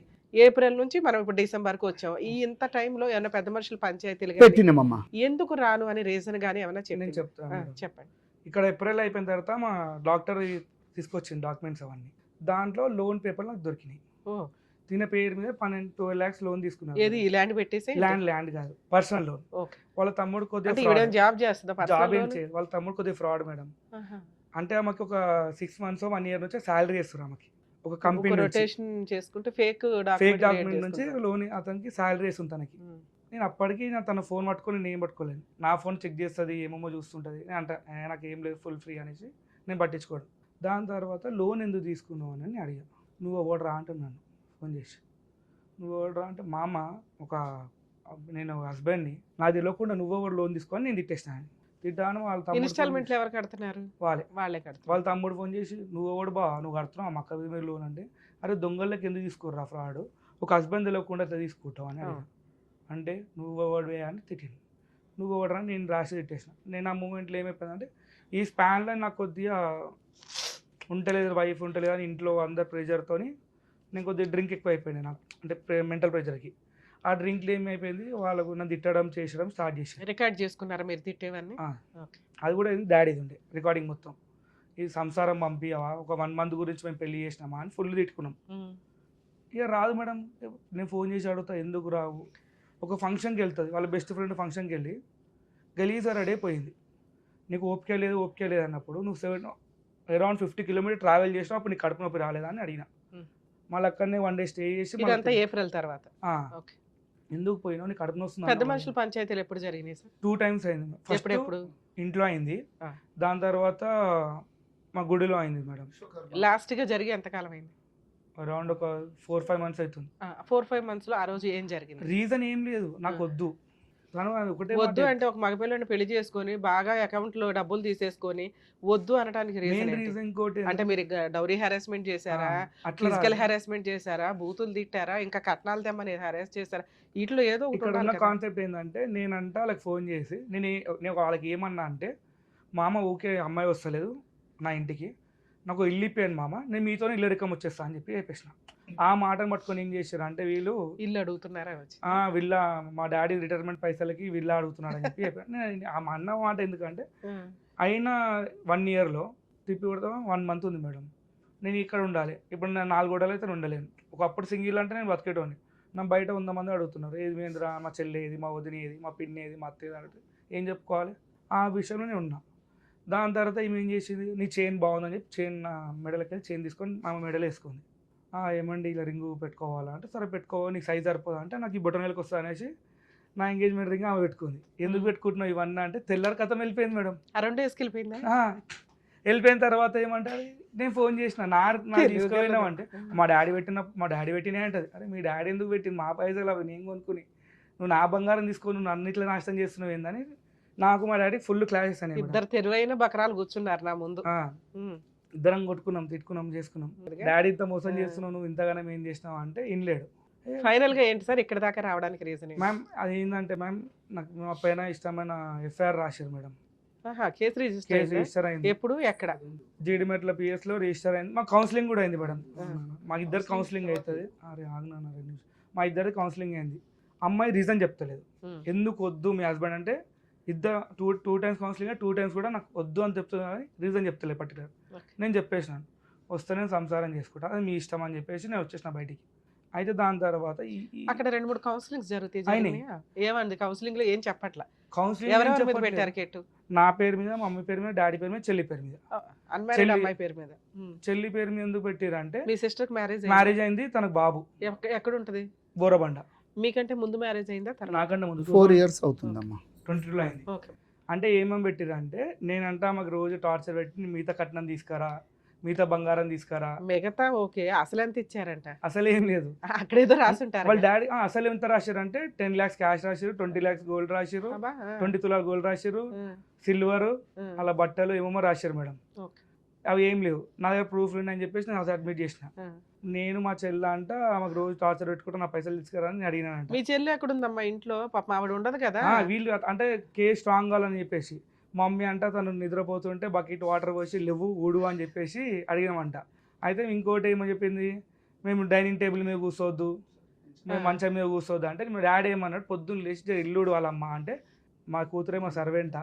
అమ్మ పెళ్ళి అయిందమ్మా, పెళ్ళి అయిన కొత్తలో వచ్చిండ్రు, మంచిగానే ఉన్నారు, అన్నిటికీ మేము అడ్జస్ట్ అయిపోయినాం. పెళ్ళైనా ఇంట్లోకి వచ్చిండ్రమ్మా, ఇంట్లో అయినాక అడ్జస్ట్మెంటింగ్ అయిపోయినామో అంతా ఉన్నాం. అయితే ఆమె ఇక సోఫాలలో కూర్చున్నాడు, డైనింగ్ వీటిల మీద కూర్చున్నది. అయితే నేనేం చెప్పినట్టు అంటే, సరే కొన్ని రోజులు కొత్తగా వచ్చింది కదా మెల్లగా చెప్పుకుందాము, మనం మార్చుకుంటామని చెప్పేసి ఆయనతో కూడా చెప్పినమ్మా. నేను మంచిగా మార్చుకుంటాం, మీ దాంట్లో మీకు పద్ధతులు అనేవి తెలుస్తలేవు, మా దాంట్లోకి వస్తే మా పద్ధతులు ఇట్లుంటాయి మా అని కూడా చెప్తే ఆమె ఏం చేసింది, సరే కానీ నేనేం చెప్పినమ్మా, ఒక ఇల్లు ఉదయం లేవగానే ఆడవాళ్ళు ఏం చేసుకుంటారమ్మా, ఇక ఇల్లు ఊడ్చుకొని కొంచెం దేవునికి దీపం పెట్టుకునాలా అంటే, లేదు మామయ్య నువ్వు దీపం పెడుతున్నావు కదా, రోజు నువ్వే పెడతావు కదా అంటే, రోజు నేను పెడతానమ్మా, ఏదో ఒక రోజు పెట్టుకునాలి కదా, నువ్వు కూడా పెట్టుకున్నాను దేవునికి అంటుంటే, ఆమె దీపం ఇంతవరకు పెట్టింది లేదు, ఇల్లు ఊడ్చింది లేదు, వాకిలు ఊడ్చింది లేదు. అయితే నేను ఇదే మాట వాళ్ళ నాయనకు 10 సార్లు చెప్పినమ్మా. అంటే నువ్వు పని మనుషుల్ని పెట్టుకో అన్నాడు. నేనన్నా సరే నాకు పని మనిషి, ఇప్పుడు మా నలుగురికి పని మనిషి పెట్టుకుంటాం, వాళ్ళిద్దరు ఉన్నప్పుడు కూడా పని మనిషి పెట్టుకుంటారా? ఆమె మాకేం చేస్తుంది, నా భార్యనే మొత్తం చేస్తుంది పని అంతా, నేను పని మనిషిని పెట్టుకోను, ఆ పని మనుషులకు ఇంకొక పని మనిషి కావాలంటారు. ఇవన్నీ ఎక్కడికి ఉంటుంటాయి, మన పని మనం చేసుకున్నాను బా, ఏమన్నా డ్యూటీకి పోతుందా, ఏం చేస్తుందా, అన్నీ క్లాస్ జరిగిందమ్మా. జరుగుతుంటుంటే ఒకసారి ఇంట్లోకి వాళ్ళ అమ్మ, వాళ్ళ నాయన, వాళ్ళ తమ్ముడు కింద ఉన్నాడని మాకు తెలియదు. అయితే ఇట్లా డిస్కస్ జరుగుతుంటుంటే ఇంటలేదు చేస్తలేదు అంటుంటే ఒకరోజు పంచాయతీకి వచ్చారు వాళ్ళిద్దరు తల్లిదండ్రి మా మీదకి వచ్చి మాట్లాడుతుంటుంటే నేనన్నా, చూడు బావ ఏం పని చేయదు ఇట్లనే కూర్చుంటుంది, అత్తమ్మ పని చేస్తుంటుంటే అందరు కింద మా ఆడిపడుచులు అక్కలు వాళ్ళు వీళ్ళందరూ వచ్చి కింద కూర్చొని హాల్లో సాఫ్ వేసుకొని కూర్చొని మాట్లాడుకుంటుంటే ఈమె సోఫా మీద కూర్చొని కాలు మీద కాలు వేసుకొని ఉప్పుకుంటూ కూర్చుంటుంటుంది. నేనేం చేసినట్టే అంటే ఒకసారి చెప్పినండమ్మా, అదొక్కటి తప్పే నాదిగా. నేను చెప్పిన అమ్మ వాళ్ళందరు కింద సాపేసుకొని కూర్చున్నారు, నువ్వు ఇట్లా కూర్చున్నాడు తప్పు, నీకు కాలు నొప్పులు ఉన్నాయో మరి ఏమున్నాయో నాకు తెలియదు, మీ డాడీ అయితే సోఫాలలో కూర్చోమన్నాడు, ఒక చిన్న స్టూల్ ఉంటాయి కదా 150ది, ఆ 150 స్టూల్ వేసుకొని వాళ్ళ పక్కన కూర్చోమ్మా, నేనేమన్నాను, అందరు కాళ్ళకి నువ్వు పైన కూర్చుంటివి, వాళ్ళేమో అత్తమ్మ మీ ఆడబిడ్చు వీళ్ళందరేమో కింద కూర్చుంటున్నారు అని చెప్పడం అది తప్పు అయిపోయిందట నాకు. అంటే ఇక నేనేమనలే, సపోర్ట్ అదొక్కటే మాట అన్నమ్మా. అంటే ఇక ఆమె ఏం చేసింది, లెగిసింది, లోపలికి వెళ్ళిపోయింది, బెడ్రూమ్లోకి వెళ్ళిపోయింది. ఈమె కూడా చెప్తుందంట, కొంచెం పద్ధతులు మీ వేరే ఉన్నాయి మావి వేరే ఉన్నాయి, కొంచెం మామయ్య వచ్చినప్పుడు కొంచెం లేచి నీ రూమ్లో కన్నా పో, లేకపోతే మామయ్య లేచినప్పుడు కొంచెం బయటకు వెళ్ళి వచ్చినప్పుడు లేసైనా కూర్చొని కొంచెం మంచి ఏదైనా ఒక పద్ధతి ఉండాలి అని చెప్పేసి చెప్తుంటే ఏ పని చేయలేదు. సరే అన్నిటికీ అడ్జస్ట్ అవుతుకుంటూనే వస్తున్నాయి 2 నెలలు. సరే పెళ్ళి అయితే ఇంకా మార్పు వస్తుందని ఇక మార్పు రాలేదు. రాకుండా ఏం జరిగింది, ఇవి అవుతున్నాయమ్మా, ఇవి జరుగుతుంటుంటే ఇక ఈ పంచాయతీ మాకు ఈమె వెళ్ళిపోయింది కదమ్మా, డిసెంబర్లో 24వ తారీఖు వెళ్ళిపోయింది, ఇంకా రాలేదు చేయలేదు, ఇవన్నీ జరిగింది. బాబు చెప్పిండు. తర్వాత ఏం చేసిండ్రు, ఈ ఒక పంచాయతీ రోజు వాళ్ళ తమ్ముడు కింద ఉన్నాడమ్మా, అమ్మ నాయన మాట్లాడుతున్నారు, మేమిద్దరం ఉన్నాం వాళ్ళిద్దరు ఉన్నాం మాట్లాడుకుంటున్నాం, ఆమెకు పద్ధతులు నేర్పలేవు నువ్వు చేయలేవు ఇవన్నీ మేము చెప్పుకుంటుంటే ఈ తల్లి ఏం చేసింది, ఫోను కొడుకుకు ఆన్ చేసేసి కొడుకుకు అది పెట్టిండ్రు, వాళ్ళు ఆ కాన్ఫరెన్స్ అయ్యిందో ఆ ఫోన్ పెడితే ఆ కొడుకు ఏం చేసిండు, వేరే వాళ్ళకి కాన్ఫరెన్స్ పెట్టిండు. ఇవి జరిగినాయి, ఇవి నాకు తెలియదు, నేను మాట్లాడేస్తున్నాను నేనేమనుకుంటున్నా, ఆయన మాట్లాడుతున్నా కదా కొంచెం పద్ధతి అని వస్తారు అన్నట్టు నేను మాట్లాడుకుంటూ పోతున్నాను. మా మాటలన్నీ ఏం చేస్తున్నాడు, తల్లి ఇక్కడ రికార్డు పంపించేస్తుంది, కొడుకు అక్కడ వింటున్నాడు, ఇంకొకళ్ళకి ఎవరికో పంపిస్తున్నాడు. ఇవన్నీ జరిగినాక నేను ఈమె అన్నది, కింద వాళ్ళ కొడుకున్నాడే ఫోన్ వింటున్నాడు అంటే, ఫోన్ మాట్లాడుతున్నాడేమోలే నాకేం తెలుసులే అని చెప్పి. అయితే నేను ఒకసారి పోయి చూసే వరకు కింద ఇదంతా నడుస్తుందమ్మా. నడుస్తుంటుంటే నేను ఒకటే చెప్పేసిన, చూడమ్మా ఫోన్లు అట్లా పెట్టేసేసి ఇట్లా వినిపించుడు తప్పు, నువ్వు పెద్దదానివి, నీ కొడుకుకి వినిపిస్తున్నావు, నీ కొడుకు పోయి ఇంకొకళ్ళకి వినిపిస్తుండే, ఈ కాన్ఫరెన్స్ దేని గురించి పెడుతున్నారు మీరు అంటే, మమ్మల్ని మనం చేద్దామని ఆశ అని చెప్పేసి నేను అదే రోజు అడిగేసిన. అడిగితే అతను పైకి వచ్చిండమ్మా. పైకి వచ్చేసి, ఏం డాడీ మీది ఎప్పటికి ఇదేనా, పంచాయతీలు లొల్లి లేనా, పెళ్ళి ఎన్ని రోజులు అయింది అది ఇది అని చెప్పేసి అంటే, నేను 23 చిన్నవాడు. అయితే ఏంది ఇట్లా మొత్తం ఇట్లా రుబాబ్గా వచ్చేసిండమ్మా, ఒక గుండాయిజం లాగా ఉంటాడు అతను మనిషిని. అంటే నేను అతనితోనే మాట్లాడలే, ఒకసారి మా మిస్సెస్ని తిట్టిపాడేసిండు, అప్పటి నుండి నేను అతనితో మాట్లాడా. అతను కూడా చెప్పిన, వాళ్ళ డాడీకి కూడా చెప్పిన. అతను మాటలు తిప్పి కొడితే 2 months మ్యారిటల్ రిలేషన్ లో ఇంత గొడవలు చేసింటారమ్మా. ఏమి అన్నిటి కొత్తుకుంటూ పోయినా నేను వద్దు వద్దు వద్దు వద్దు అనేసి. ఇంతవరకు నేను అయినా ఇప్పటికి ఓపికతోనే ఉన్నానమ్మా. సార్ ఇప్పుడు మీకు కోడలు కావాలా? నేను కావాలనే చెప్తున్నాను, కావాలని చెప్తున్నాను. స్టేషన్ లో కేసు ఎఫ్ఐఆర్ అయిందా? ఎఫ్ఐఆర్ ఎట్లా చేసిర్రు? బెయిల్ ఇచ్చారా? స్టేషన్ బెయిల్ అయితే ఏం లేదు. ఎఫ్ఐఆర్ అయిందమ్మా, అంతవరకే వచ్చింది. అయితే మాకేం జరిగింది, ఒకసారి కౌన్సిలింగ్ జరిగింది కదమ్మా, అక్కడ కూడా 30 మందిని పెద్ద మనుషుల్ని పెట్టుకున్నామమ్మా. ఒక వాళ్ళ బాబాయ్ వాళ్ళు ఒక లాయర్లు వాళ్ళు కూడా వచ్చిర్రు. అయితే మనకు మా నుండి నేను కులపొల్లని, తర్వాత మా అక్కజలని, వీళ్ళు మాది ఒక 20 మంది, మేము వాళ్ళు 30 మంది వచ్చినామమ్మ. వచ్చి ఒక టెంపుల్లోని కూర్చున్నాం, ఏడ గొడవలు అయితే చేస్తాయి అన్నట్టు. అయితే కుర్రోడు ఏం చేసిండు, ఆల్రెడీ కొంతమందిని బయట పెట్టుకున్నాడు. ఇక మేము అవన్నీ మాకు వద్దులే అనేసి మాదేదో మాట్లాడుకుంటాం, మేము ఇది చేసుకుంటాం. అమ్మాయి కావాలని చెప్పేసి మేము అందరం 11 గంటలకు మాకు టైం చెప్పిండమ్మా. 1:30కు వచ్చారు వాళ్ళు. మాకు ఆకలి అయిపోతుంది, వాళ్ళు తినేసి మెల్లగా వచ్చారు. 1:30 ఒక టైం చెప్పారు, ఒక టైంకి వచ్చారు. అయినా నేను ఓపికతో అందరం బిస్కెట్లు తిన్నాం, కూర్చున్నాం. అయితే మాట్లాడుతూ పెద్ద మనుషులు మాట్లాడుతుంటుంటే కొడుకు తండ్రి ఇంతమంది ఉన్నామమ్మా. పిల్లగాడు నా కొడుకు మీదకి ఏం రా లంజోడక ఏమో మాట్లాడుతున్నావు అని చెప్పేసుకుంటే పైకి వచ్చేసేసి. పెద్ద మనుషులు పంచాయతీ ఇంతమంది ఉన్నారు, 30 మంది ఉన్నారు. నాకు అప్పుడు ఆవేశం ఆగలేదమ్మా. నువ్వు ఎవడివిరా నువ్వు, అసలు నా కొడుకు మీదకి ఎట్లా వస్తున్నావు? ఇంతమంది 30 మంది ఉండగానే నా కొడుకు మీదకి వస్తున్నావు, నా కొడుకుని చంపుతావు రేపు పొద్దున, నేను పోలీస్ స్టేషన్లో కంప్లైంట్ పెడతాను నేను అని చెప్పేసి. అంటే వీళ్ళందరూ ఏమన్నారు, ఇవి పంచాయతీలా ఇప్పుడు మీరు ఈ లొల్లులు చేసుకొని వస్తారా, మాట్లాడినుకున్నారా అంటే నన్ను కొంచెం బయటకు పోమన్నారు. నన్ను మా బాబుని బయటకు పోయినాక మాట్లాడిరు, వాళ్ళు మాట్లాడుకురు, ఏం మాట్లాడుకురు ఏం కథనో అన్నారు. తర్వాత ఏమన్నారు, ఇక ఎంత చేసినా ఏం చేసినా అమ్మాయి మీ దగ్గర ఉండే పొజిషన్ లేదు, ఉండనని చెప్పిందమ్మా. మా ముంగటే అన్నది. అడిగినాం మీకు ఏంది మీకు అంటే, మాకు అమ్మాయి అయితే కావాలని నేను అన్నామమ్మా. అమ్మాయి కావాలి, మాకు పెళ్ళి 2 నెలలు కూడా కాలేదా, మా పిల్లగాంది ఏంది ఇది 2 నెలలకు నేను పెళ్లి చేసుకుని 25-30 లక్షల రూపాయలు ఖర్చు పెట్టుకున్నా. ఎంత గొడవ జరిగి అబ్బాయిని కొట్టి ఎవరైతే బామ్మరిది కొట్టడానికి వచ్చి కొట్టలేడు. అంత దూరం వచ్చిన కేసులు, మీ వైఫ్ ని తిట్టి, ఈయన్ని తిట్టి, మిమ్మల్ని తిట్టి, ఇలాంటి కేసులు అయినా ఇంకా అమ్మాయి కావాలనుకున్నారా? అమ్మాయి మారుతుంది అని చెప్పేసి మొన్న ఇక ఎప్పుడైతే పోలీస్ స్టేషన్లకు మాకు ఇవన్నీ జరుగుతున్నాయో ఇక మాకు ఎప్పటికొనేది టార్చర్ ఏమో. సరే, ఫుల్ అండ్ ఫైనల్ సెటిల్మెంట్ మాట్లాడుకోపోయారా? అడిగాం మేడం. మాట్లాడితే తర్వాత వాళ్ళకి ఒక దగ్గర 80 lakhs దాకా అప్పులు ఉన్నాయి. ఆ పైసలు డిమాండ్ చేస్తారు. ఫస్ట్ ఏమో 50, అట్లా 50, 100, ఫస్ట్ ఏమో 75 lakhs అడిపించారు, దాని 50 అడిపించారు. మళ్ళీ ఇంకొకళ్ళు వచ్చి మా ఇంటికి వచ్చి సెటిల్మెంట్ మాడితే వాళ్ళ తప్పు అని చెప్పి వాళ్ళని తిట్టేసారు. అక్కడ నుంచి 25కి వచ్చారు. మళ్ళీ ఇంకొక ఏరియా పెద్దవాళ్ళు ఇప్పుడు అవుతుంటే అతను పెద్ద మనిషి వచ్చేసరికి ఆయన కూడా వాళ్ళ తప్పు అన్నందుకు మళ్ళీ లాస్ట్కి వాళ్ళు ఇప్పుడు ఎంత 20కి వచ్చారు.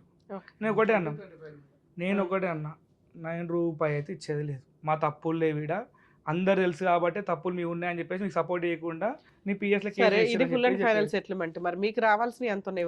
నాకు ఓవరాల్ వచ్చేదైతే అందులో ఏం చేసిండమ్మా, మాకు ఒక 5 లక్షల రూపాయలు ట్రాన్సాక్షన్ చేసిండమ్మా. అంటే 5 లక్షలు ట్రాన్స్ఫర్ చేసిండు. ఏది నాకు ఫస్ట్ ఇచ్చిన అమౌంట్ ఉంది కదా సార్, అది పెళ్ళి అయినాక 1 వీక్ 15 డేస్కో నాకు అమౌంట్ ట్రాన్స్ఫర్ చేసిండు, నా అకౌంట్లోకి ట్రాన్స్ఫర్ చేసిండు. నేనేమన్నా అంటే, చూడు బావ ఇది నాకు ఇచ్చింది, నేను ఇచ్చిన అమౌంట్కు నువ్వు ట్రాన్స్ఫర్ చేసారు అని మీరు అనుకుంటే అట్లా వాళ్ళే ఉద్దేశంతో ఇచ్చారు. అది అడగాలి. నేను అదే అడిగినమ్మా. అది అడిగితే ఆయన ఏమంటాడు, నీ పైసలు నేను తర్వాత ఇస్తా, ముందైతే ఇవి పెట్టుకోండి. ఆయన దృష్టిలో మీ దృష్టిలో క్లారిటీ వచ్చేసింది ఏమని, ఇదైతే ఫస్ట్ ఉంచుకో, దీనికి అప్పుకి సంబంధం లేదు, అవి తర్వాత ఇస్తాను, ఇవి పెళ్లి ఖర్చులకు ఉంచు అన్నట్లే చెప్పాను అన్నాడు. అంటే నేనేమన్నుంటి అయితే ఇది జరిగింది కదమ్మా, పెళ్ళి అయిపోయినాక ఇవి పంపించి నేను ఊరుకున్నా. మామూలుగా మళ్ళీ ఇంకా కొన్ని డబ్బులు అడుగుతుంటే ఆ డేట్లతో సహా నేను నా దగ్గర అవి ఇచ్చుకుంటూ వచ్చినట్టు. ఒక రోజు ఏం చేసిండు అంటే, లాస్ట్ ఫైనల్ పేమెంట్ అమ్మ ఇది ఒక 1,50,000 కావాలని చెప్పేసి కూర్చున్నాడు. నాకు ఇట్లా మెడ మీద కత్తి ఉంది, నన్ను ఇప్పుడు నేను చచ్చిపోతాను బావా, నేను ఏం చేయాలి, నేను ఊరేసుకొని చచ్చిపోతా, అది ఇది అన్నాడు. అంటే దేని గురించి బావా అంత ప్రెజర్ ఎందుకు చేసుకుంటున్నావు నువ్వు, నీ జీతము నువ్వు ఒక హై లెవెల్ ఆఫీసర్వు, మీకు ఎందుకు ఇంతగానో టెన్షన్లు పడుతున్నావు ఓకే అంటుంటే, లేదు బావా నాకు ఇక అలా దాంట్లో డిపార్ట్మెంట్లో చేస్తే అయితే ఒక అతను శ్యామ్ అని చెప్పేసి ఉన్నాడంట, అతని దగ్గర కొంచెం అమౌంట్ తీసుకున్నాడంట. పోలీస్ స్టేషన్ లో ఫుల్ అండ్ ఫైనల్ సెటిల్మెంట్ కి వాళ్ళ దగ్గర నుంచి ఒక ప్రపోజల్ వచ్చింది. మీరేమన్నా ఒక చిన్న ప్రపోజల్ ఇచ్చి వదిలించుకుందాం అనుకుంటున్నారా? దానికోసం ఆగొచ్చు కదా, ఇక్కడ దాకా ఎందుకు వచ్చారు? యాక్చువల్లీ పంపించాక వాళ్ళు వద్దని చెప్పేసి మళ్ళీ పోలీసు వాళ్ళతో డిమాండ్ చేపిస్తారు మేడం. అవును, నన్ను చంపేస్తా నాకు ఫోన్లు చేపిస్తారు. ఇక్కడికి వస్తే ఏం జరిగింది అనుకుంటున్నారు మీరు? ఇక్కడ అంటే నాకు ఏదైనా న్యాయం జరుగుతుందేమో న్యాయస్థానం నుండి అనేసి అది ఒకటే జరుగుతున్నదమ్మా. నాకు న్యాయస్థానం నుంచి న్యాయం జరగాలంటే అడ్వకేట్ దగ్గరికి వెళ్తే సరిపోతుంది కదా. అడ్వకేట్ వాళ్ళకి కూడా మేము మాట్లాడుతున్నామమ్మా. ఎందుకంటే ఇప్పుడు PSలోకి పోయినరు కదమ్మా, మా మీద అందరి మీద నేను మా కూతురు కూడా టార్చర్ చేసింది అన్నట్టు పెట్టిర్రు. మాకు భయం అయిపోతుంది, ఎందుకంటే ఆయన డిపార్ట్మెంటు తర్వాత ఆయన దగ్గర ఆయన వెనకాల పెద్ద పెద్దలు ఉన్నారు. మాకు కనీసం ఇట్లనన్నా మాకు కొంచెం సేఫ్టీ ఏమన్నా మాకు ఏదైనా అదే ఏమంటారు రక్షణ ఏమన్నా కలుగుతుందేమో అన్నట్టు, మాకు రేపొద్దున మమ్మల్ని వేరేటోళ్ళు ఇబ్బంది పెట్టొద్దు అన్నట్టు నేను ఇట్లా వచ్చినానమ్మా. సో ఇక్కడ ఈ వీళ్ళ స్టోరీ వింటే మీకు కొంత అర్థమై ఉంటుంది. రోజు మనం ఎపిసోడ్స్లో రెగ్యులర్గా చెప్పుకుంటూనే ఉన్నాం, మ్యారిటల్ రిలేషను నిలబడుతుందా లేదా అనేది నీటి మీద బొడగలాగా అయిపోయింది ఈ రోజున పరిస్థితి. దీనికి pre wedding shoots, grand marriage, విచ్చలవిడి ఎక్స్పెన్సెస్, అది అబ్బాయి తరపు వాళ్ళు పెట్టుకుంటున్నారు, అమ్మాయి తరపు వాళ్ళు పెట్టుకుంటున్నారు. లీగల్గా ఏం చెప్తున్నాం, రిజిస్టర్ మ్యారేజ్ చేసుకోండి, ఇటు 10 మంది అటు 10 మంది, తర్వాత రిసెప్షన్ పెట్టుకోండి, ఇద్దరు ఈక్వల్గా వేసుకోండి, ఇది లీగాలిటీ. అలా చేయంగా మనం సాంప్రదాయం ఒకటి ఫాలో అవ్వాలి, అది పర్ఫెక్ట్. సాంప్రదాయం ఫాలో అయ్యేటప్పుడు అది కూడా రీజనబుల్గానే ఉండాలి. సాంప్రదాయపరమైన ఎక్స్చేంజ్లు ఏమన్నా జరిగితే అది డౌరీ కాకుండా, బట్టలు మేము 50,000 పెట్టామండి, వాళ్ళు ఒక రింగ్ పెట్టారు, మేము రింగ్ పెట్టాం, మాకు పెళ్లి ఖర్చులు ఇంత అయింది, వీళ్ళకి రిసెప్షన్ ఖర్చులు ఇంత అయినాయి, ఇవన్నీ కూడా కోర్టు సాంప్రదాయ ఎక్స్చేంజ్ల కిందే చూస్తుంది. అంతే తప్ప అది డౌరీ ట్రాన్సాక్షన్ల కింద వాళ్ళు వాడుకున్నా కూడా కోర్టు ప్రాపర్గా, వాళ్ళకి సాంప్రదాయాలు తెలుసు కదండి, ఏ జడ్జి ఎక్కడో నుంచో రారుగా, అందరూ మనలాంటి వాళ్ళమే జడ్జెస్ అవ్వడం చదువుకొని ఇట్లా అవుతుంది కాబట్టి వాళ్ళకి అన్నీ తెలుసు. డౌరీ అని ఎప్పుడు వస్తుందంటే ఆ పెళ్లి టైంకి పెద్ద మనుషులతో మాట్లాడుకుని ఉంటారు, మేము 30 లక్షలు 20 లక్షలు 10 లక్షలు, ఆ 10 లక్షలు అకౌంట్ ట్రాన్సాక్షన్ లేకపోతే పళ్ళాల్లో పెట్టి ఇవ్వడం ఇలాంటివి జరుగుతూ ఉంటాయి. అవి కూడా రీజనబుల్గా ఉండి ఫర్దర్గా ఎటువంటి హెరాస్మెంట్లు లేకపోతే దాన్ని కూడా పెద్దగా కన్సిడర్ చేయరు. కానీ ఇక్కడ అటువంటి డౌరీ ట్రాన్సాక్షన్స్ ఏమీ లేవు, మాట్లాడుకునే మాటలు మాత్రం హైప్ రేంజ్లోకి వెళ్ళినాయి. సో పెళ్లి ఖర్చులు పెట్టుకునేటప్పుడు అది అబ్బాయిలైనా అమ్మాయిలైనా ఆలోచించుకోండి, గోడకేసిన సొన్నం. అవి అబ్బాయిల దగ్గర నుంచే వసూలు చేస్తాము అంటే కుదరదు. ఎందుకు అంటే మీరు గ్రాండ్గా పెళ్లి చేసుకుంటున్నారు, మీ ఇష్టం కోసం, మీ సంతోషం కోసం చేసుకుంటున్న సెలబ్రేషన్ 10 మందిని పిలిచి వాళ్ళ బ్లెస్సింగ్స్ తీసుకోవడం కోసం జరిగేది. లేదు మేడం వాళ్ళు గ్రాండ్గా చేయమన్నారు, 2000 మందిని పిలిచారు అంటే మీరు అప్పుడే చెప్పుకోవాలి. ఆ రోజు ఆ అబ్బాయి కుటుంబం, ఆ అబ్బాయి వెనకాల ఆస్తో, ఆ అబ్బాయి ఫైనాన్షియల్ బ్యాక్గ్రౌండో జాబో చూసి ఇష్టపడి చేసేస్తూ తర్వాత కేసులు వేయాల్సి వచ్చినప్పుడు వాటిని వాడుకుంటే మీ క్యారెక్టర్స్ పర్ఫెక్ట్గా సెట్ కావు. 1కి 10 సార్లు పెళ్ళి టైములోనే కరెక్ట్గా మాట్లాడుకోండి. అందుకే చెప్తున్నాను, అది అబ్బాయిలు పెట్టినా అమ్మాయిలు పెట్టినా మ్యారేజ్ ఎక్స్పెన్సెస్ చెప్పుకోవడానికి బాగుంటాయి, ఎంత లాస్ అయిందో అయ్యో పాపం అని అనుకోవడానికి బాగుంటాయి తప్ప కోర్టు నుంచి రికవరీ చేసుకోవడం కుదరదు. మరి ఏం రికవరీ చేసుకోగలం? మీ మ్యారిటల్ రిలేషన్లో మీరు ఎంత సఫర్ అయ్యారు అంటే, ఒక అమ్మాయి ఇలా పెళ్లి చేసుకొని 2 వీక్స్లోనో 2 మంత్స్లోనో బయటికి వెళ్ళిపోయి వీళ్ళు ఇట్లా సెక్సువల్ అబ్యూస్ చేశారండి, ఈ అబ్బాయి సెక్స్ పనికిరాడండి, ఈ అబ్బాయి జాబ్ చేయడండి, ఈ అబ్బాయి తాగిపోతండి, వాళ్ళ నాన్న ఇట్లా అండి, వాళ్ళ అమ్మ ఇట్లా అండి అని వేసే కేసులు నార్మల్ కేసులు. ఒకప్పుడు ఒక 10 ఇయర్స్ బ్యాక్ మనం చూస్తే 498 కేసు పెడితే ఇమ్మీడియట్గా అత్తమామలు, హస్బెండ్, ఆడబడుచులు, పెద్ద మనుషులు అందరినీ జైలుకి తీసుకెళ్లేవాళ్ళు. ఫస్ట్ ఎక్కడో పెద్ద మనుషులకు కాస్త కవరంగా అయింది, కానీ ఇవి హార్ట్ అటాకులతో చనిపోయిన సందర్భాలు ఎక్కువ ఉన్నాయి. ఇన్లాస్ ఎవరైతే అత్తమామలు ఉంటారో వాళ్ళే హెల్త్లు బాగోవు. ఒకప్పుడు మనం పోలీస్ స్టేషను కోర్టు అంటే ఒక అవమానంగా ఫీల్ అయ్యే స్టేజ్, మనకి ఎప్పుడైనా అన్యాయం జరిగితే వెళ్ళే స్టేజ్ నుంచి టైం పాస్కి పెళ్లి చేస్తే పోలీస్ స్టేషన్కి వెళ్ళే సిచ్యుయేషన్లోకి, ఆ జనరేషన్లోకి మనం వచ్చేసాం. సో ఈ కేసులన్నీ మిస్యూజ్ అవుతున్నాయని సుప్రీంకోర్టు నెంబర్ ఆఫ్ కేసులను ఎవిడెన్స్గా తీసుకొని ఆ అరెస్టుల్లో ఏమీ లేవు, 41 నోటీస్ ఇవ్వండి వీళ్ళకి అంటే station bail, below 3 years punishment ఏ కేసులకి కూడా స్టేషన్ బెయిల్ ఇవ్వాల్సిందే, పోలీసులు అరెస్ట్ చేయడం కుదరదు. 498 కేసు కూడా అదే.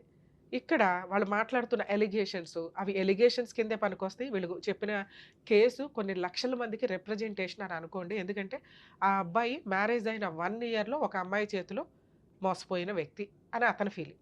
అలాగే ఆ అమ్మాయి పోలీస్ స్టేషన్కి వచ్చి ఒక కుటుంబం చేతిలో, ఒక హస్బెండ్ చేతిలో మోసపోయాను 2 మంత్స్లోనే అని ఆవిడ ఫీలింగ్.